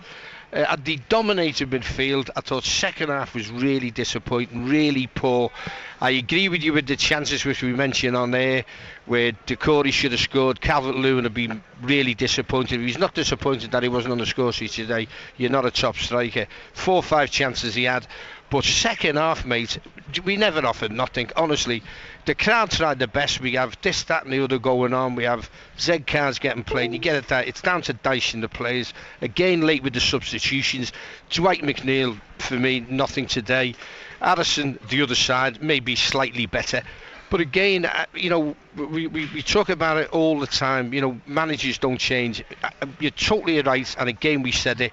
We started off, we've got a big fanfare. We've got 40,000 corrupt signs going. We've got banners. We've got 40 grand raised within a day. to get it going. The manager and the players have got to do something. We came out like it was a testimonial first half. You're playing Man United, form-wise, not in the best of form, getting results, but day-to-day looked like they're going to be a top 4 team, and all of a sudden because of us. And I thought, again, we never pressed them from that first whistle. I thought we're going to do a cavalry charge here and absolutely muller these, get stuck in, get tackles in, get crosses in. To keep it again, I've still got big question marks over Darren, and he tried to punch one in the second half and then very lucky to caught it. But first half, it would have changed the game if we'd have gone in the lead. But we say it all the time, and again I said it before, we can't break teams down at Goodison. And that's the thing with us, we've got to get this 1-0 lead, and you go a worldy goal from the kid, absolutely different class. But Pickford never really had a save, so you're thinking, come on. And then the second half, I was disappointed that, as to say, we never changed it or done something about it. He lets things drift too far all the time. Then it goes to 2, then it goes to 3. And I said it when it was 2-0. They look more likely to score when it was, to make it 3 than we would to make it 2-1. So, you've got. I'm disappointed. I really, really am the way we played today. Yeah, Mike. Just finally before I move on.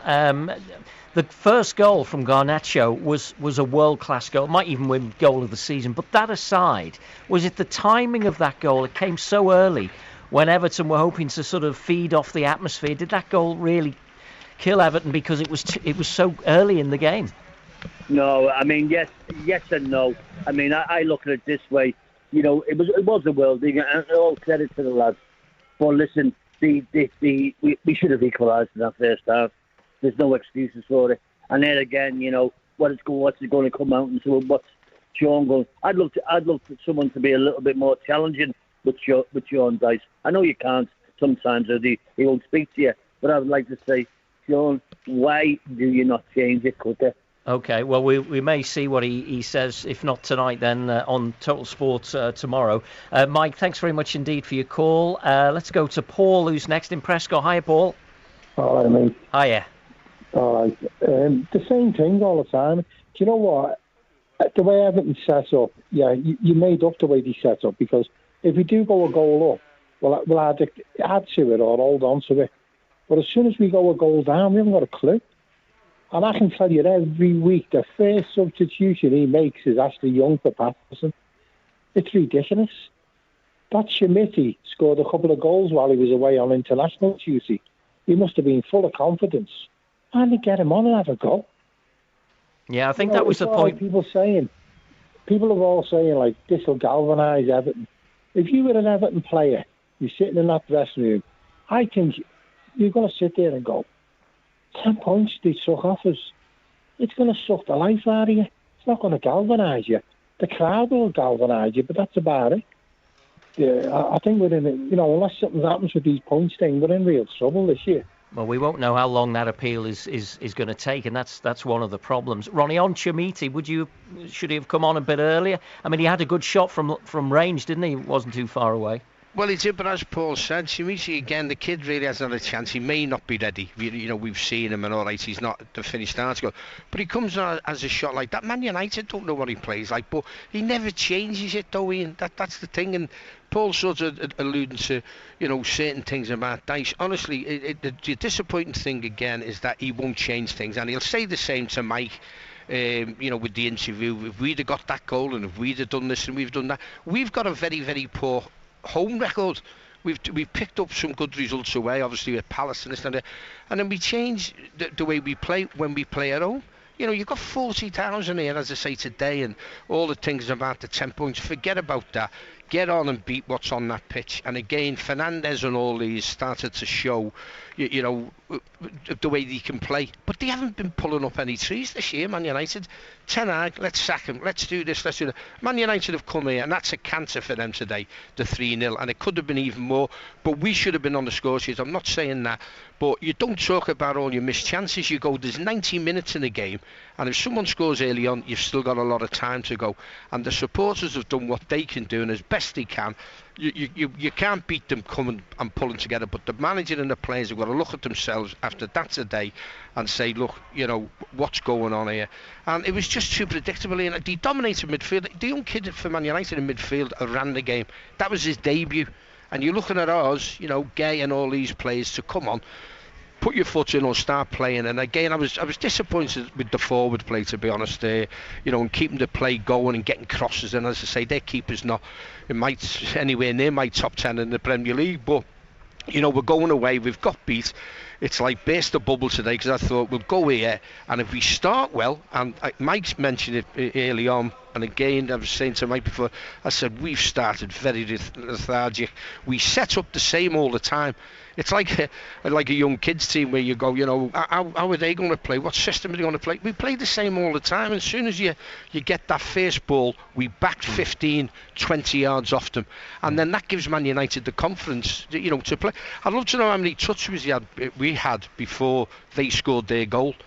Because again, we just stood too far off them. And, you know, Wildy goal, fantastic. But again, I'm looking more at the bigger picture, the way we've played as a whole today.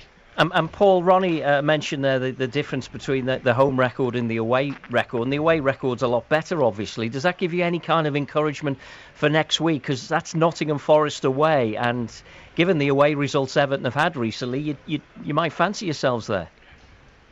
Oh, Forest are good at home, aren't they? You know, they got beat by Brighton, but Brighton have a lot of possession anywhere they go. But Everton's own form, it's not just poor, it's woeful. Because you look at the games, the only game, Bournemouth 3-0. When we beat Bournemouth, anyone could have beat Bournemouth. They've only had a lift since they beat Newcastle, and then they've gone out and won, you know, yesterday. But when Everton beat them, they were absolutely woeful at Bournemouth. Could have been 6 or 7. You don't say that many times about Everton playing anyone. But I think Everton are in deep trouble, you know, because the home form's got them out of things the last couple of years, but it doesn't seem to be going to be working this year. All right, I'll leave it there for me, Paul. I just want to get through as many as we can before we finish. That's Paul in Prescott. Thanks very much indeed. Let's go to John. Evening, John. Hiya, boys. Hiya, Ronnie. Hi, John. Listen. When you put that blue shirt on, Ronnie, you've got to put everything you've got into it. Now, it's a worldy goal, but look at Ashley Cole, where he's positioned. If he puts his head there, he might get his head kicked. But you know what? If I was playing, I swear to you, Ronnie, with every drop of blood in my body, I would have put my head there and won a free kick, and he wouldn't have scored that worldie. It's as simple as that for me. That's what we need every player to have. If they're not prepared to do it, they shouldn't be playing. Before the game, everyone knows Ashley Young and Jack Harrison. For some reason, it doesn't work. And, you know, when you're saying about Sean Dyche, I know you have to be careful what you say, and I appreciate that. But he's stubborn, isn't he? You know what I mean? It's got to be an accident like James Garner playing centre mid, by accident that he discovered it, because he wasn't going to change it. And everyone who's saying, Onana this, Onana that, is not that good, he doesn't do this. Well, I'll tell you what, if Onana was playing today, they wouldn't have run that midfield like they did do. I really believe that. So that was a big loss for us. But like you said, that goal just seemed to deflate them, and that was it. You know, if you're not going to put your head in there and be prepared to give everything for the shirt, and that's what it was today. We let them dictate that game.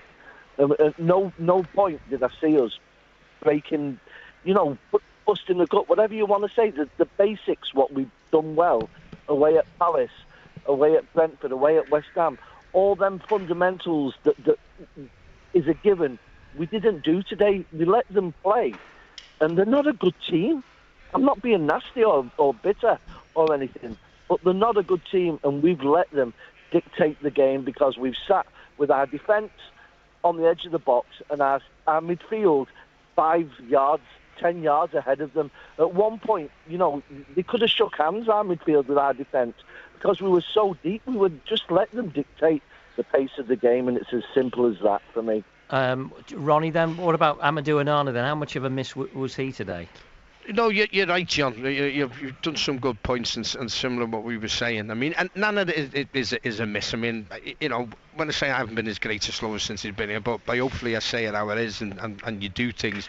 But again, where we've said, you know, we never pressurised them. You know, in our day, defenders used to get it in the face, the body, anything, stop it going in the back. You know, God love them, Mick Lyons, you know, you can go on about all of them. But when you look at that, again, you're coming to Goodison. You know, that's what you get your paid your wages for. Forget about attacking Ashley Young. Just get your body in the way and block that shot. Now, again, whether he did or he didn't, he'd stop it going in. But that's where they dominate. And think about it, Ian. They've been slaughtered for a long time now. Maguire and Lindelof. They look like Bobby Charlton at the back. Bobby Moore. And you sort of look at that and you think to yourself, just, you know, put them under pressure. They're not the quickest, but them today as a team played far, far better than we did. And I'm looking at Lindelof, you know, sort of switching balls 45, 50 yards out to the wing, and I'm thinking, there's the centre, because we never pressurised them. And then you look at Maguire, who's had terrible stick, national newspapers, the lot. He's there, heading it for fun, heading it down to... Luke Shaw hasn't played for months. He comes in for his first game. He only had one training session. And he looked like the England left-back that he is if he's fully fit. And I'm thinking, when is anyone ever going to throw a tackle? And when is anyone going to pressurise them? And that was too... And that was disappointing me more the more the game went on. And again, it's up to players and Sean Dyche to come out and sort of, you know, again, Mike would be interviewing downstairs and it'd be the same old for me. But he never changes nothing. And as I say, with substitution, whatever, and you can go on about maybe the squad, we've got to do this, that and the other. This is not a fantastic Man United team coming here, but they've gone away where, you know, people will be thinking, hey, I tell you what, Man United might be knocking on the door there for the top four. You know, Rashford scoring goals, Martial scores his goal every time he plays against Everton. But the disappointing thing, as I say, we never changed it and sort of ate them. And second half disappointed me. We should have been on the score sheet, no two ways about that. We could have went in, you know, drawing or winning in that first half. But as I say, second half was really poor for me. Yeah, and John, we've had a text from Ashton who says, very poor from us today. We are already 5 points from safety. How concerned are you? Because from Everton's point of view, for now anyway, and we don't know what the result of any appeal is going to be, but for the time being, Everton have just got to get themselves out of this. Well, I mean, let's not panic too much at this moment in time. Look at the last 5 games before today. I mean, hopefully this is a one-off. You know what I mean? I'm not going to start saying, oh, it's all doom and gloom and everything. It's not looking good because of... But that's down to us today. You know what I mean? We could have done something about it. We've got the power in our hands to do something about it. And we've got capable players because we've seen it for the last 4 or 5 weeks. You know what I mean? I believe that we can get out of it. Of course I do, because my heart and my head will never change. But we've got to be a lot better today. And I think Sean Dyche has got to be a lot better than he was today. He's just got to stop being so stubborn. Right. Like you said, we got Chemney. I can't understand why he's not. You know what I mean? Put Patterson and Chemney on in the second half. You know, and said, well, let's have a look at it and change it sometimes. You know, but we just have to wait and see, and hopefully we can turn it round at Forest next week and start building a little run again. All right, John. Look at it. John, as ever, thanks very much indeed for your call. I think we've got time for certainly one more. We've got Paul in Wavertree. Let me get to Paul. Hi, Paul. Evening, lads. Hi, Paul. Evening, Ronnie. I'm a regular to you. Just a couple of points, Ron. Man United are a Champions League outfit, and these fellas know how to play football. They come to our backyard today, and they didn't just win it. They took it without a bit of a fight. Well, it's gone now.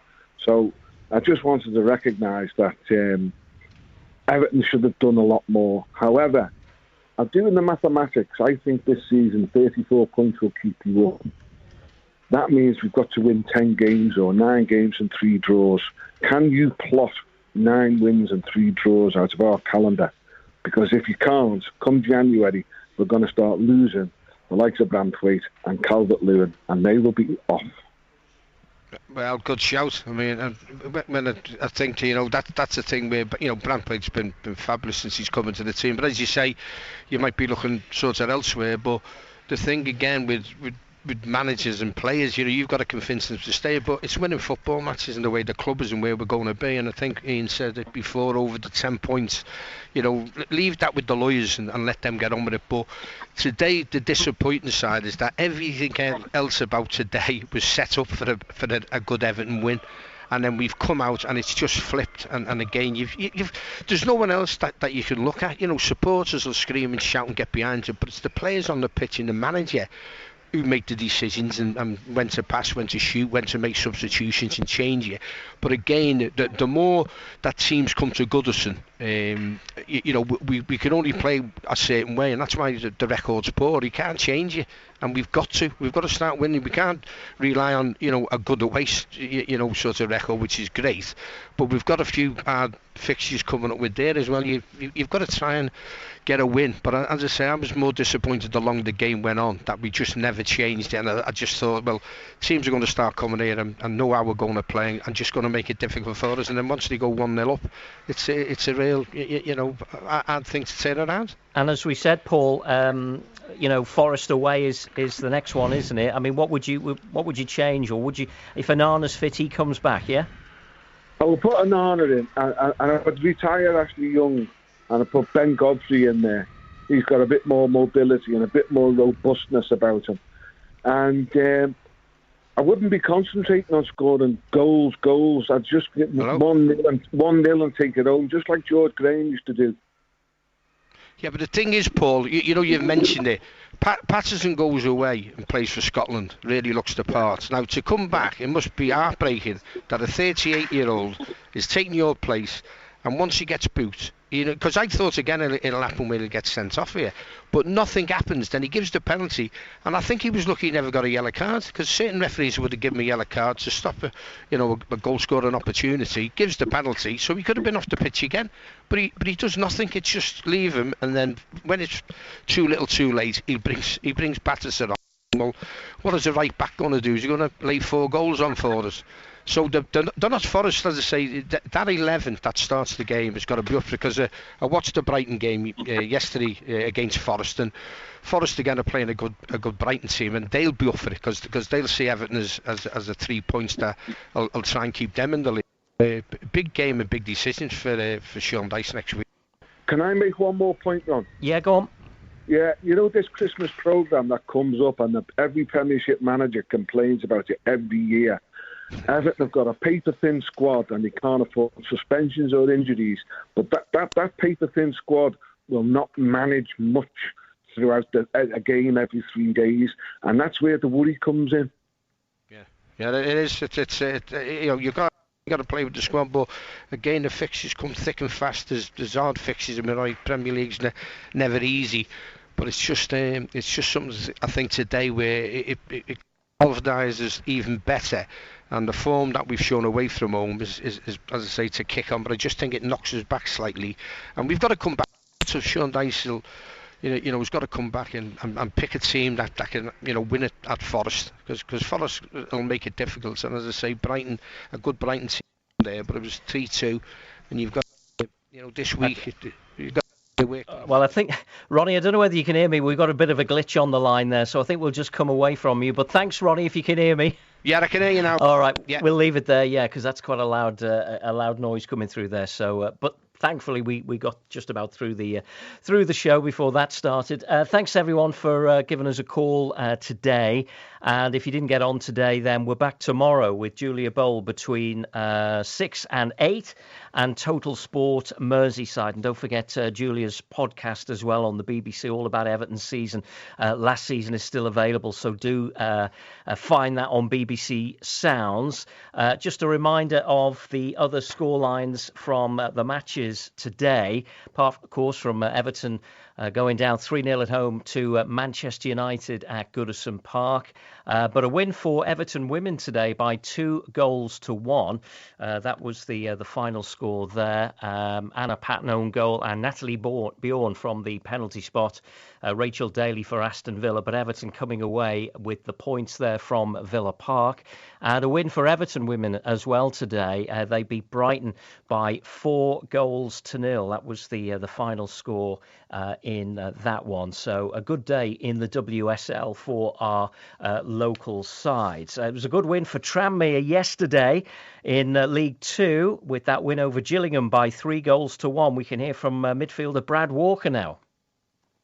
Now, I mean, the Stevenage performance was right up there, really good, but then we still conceded three or I can't even remember the score, but some sloppy goals, and then the Forest Green game here, I thought we were really good, and last week performance-wise was brilliant as instructive and nice and compact, but performance with the ball wasn't really good because the pitch didn't allow us to. But I thought today was brilliant. I mean, as a structure of a team, the way we pressed, forced them into mistakes, I thought it was an excellent all-round performance.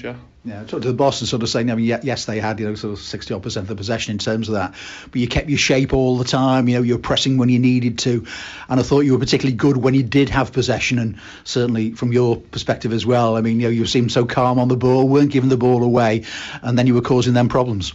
Yeah, I mean, like, every team's different. Some teams will like to dominate the ball, and you've got to sit in your shape and then pick your times when you can go and press, and I thought we were excellent at that today. And then, like you said, when we did win the ball, we turned it over and just passed to Robbie after and let him do the work. But no, I thought all round, I thought we were brilliant. Like you say, keeping the ball after we've turned it over and hit them on the counter-attack, as you would say, and I thought we were really good, yeah. And you're getting used to each other as well. I mean, a lot of injuries around the squad last season, and then going into this season as well. You've settled in there now. Christian Dennis ahead of you. Luke Norris obviously out injured now, but Connor's up there as well. But getting used to their runs, where they want the ball, and then you can play the ball more quickly and get forward and support. Yeah, I think it makes a massive difference when you play with each other each week, and you get to know what runs they like, what they're going to do with the ball. And like I said, the gaffers came in and he's given us a structure to go from, and as you can see, we're reaping the rewards at the minute, because at the start of the season it was not good enough whatsoever. Yeah, I think it was a perfect example in the first half, and a couple of nice little 1-2s, and then you were able to play Christian Dennis in, sort of thing. Well, that's about understanding where the run's going to come and playing the ball perfectly. Yeah, like I say, he doesn't score 20 goals a season last season for no reason whatsoever. He's very hard working, and he constantly making runs, and he will score goals for us, and we just need to keep feeding him, and he will score goals, yeah. That's Tranmere's Brad Walker talking to Derek Jones. That's just about it. My thanks to Chris Coughlin.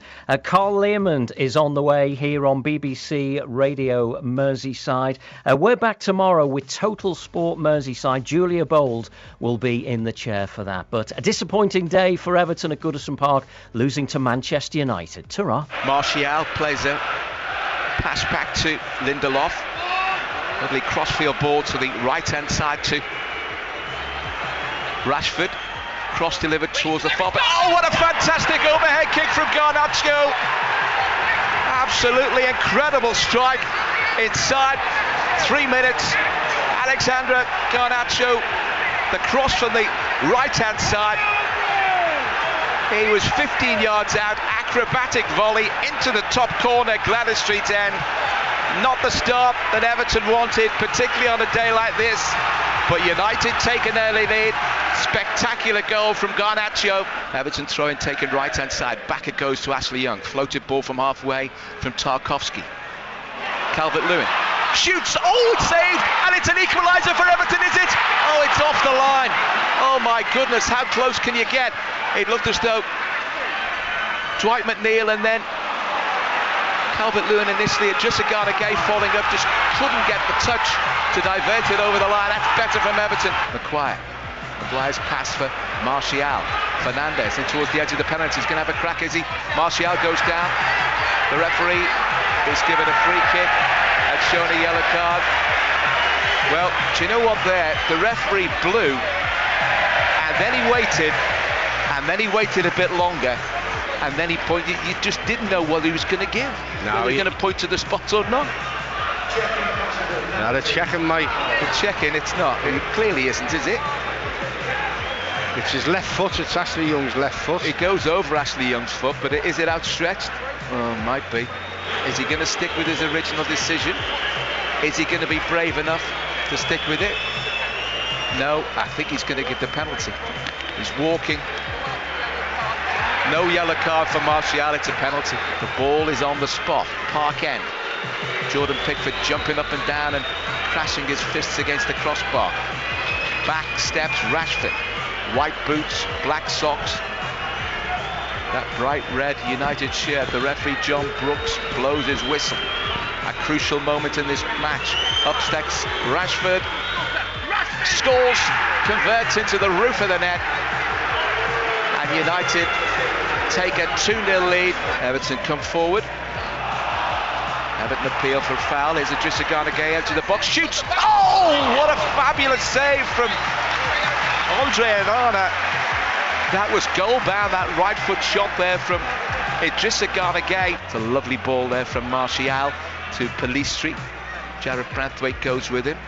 Cutting in from the right hand side, Pelistri picks out Bruno Fernandes. Into the path of Martial, 3-0. The game's up for Everton. Delicate little dink finish. Anthony Martial gets his customary goal against Everton. Lovely break down the right hand side on the counter attack. And United with Pelistri, Fernandes through to Martial, ran through the Everton back line and just chipped it into the back of the net. Good run from Danjuma. Mikolenko shoots! Oh, it's against the crossbar. So close to getting a goal back. Lovely run from Danjuma. Left hand side, Mikolenko with the run alongside him. Touched into his path, took it early left-footed against the crossbar with Onana beaten. Total Sport. BBC Radio Merseyside.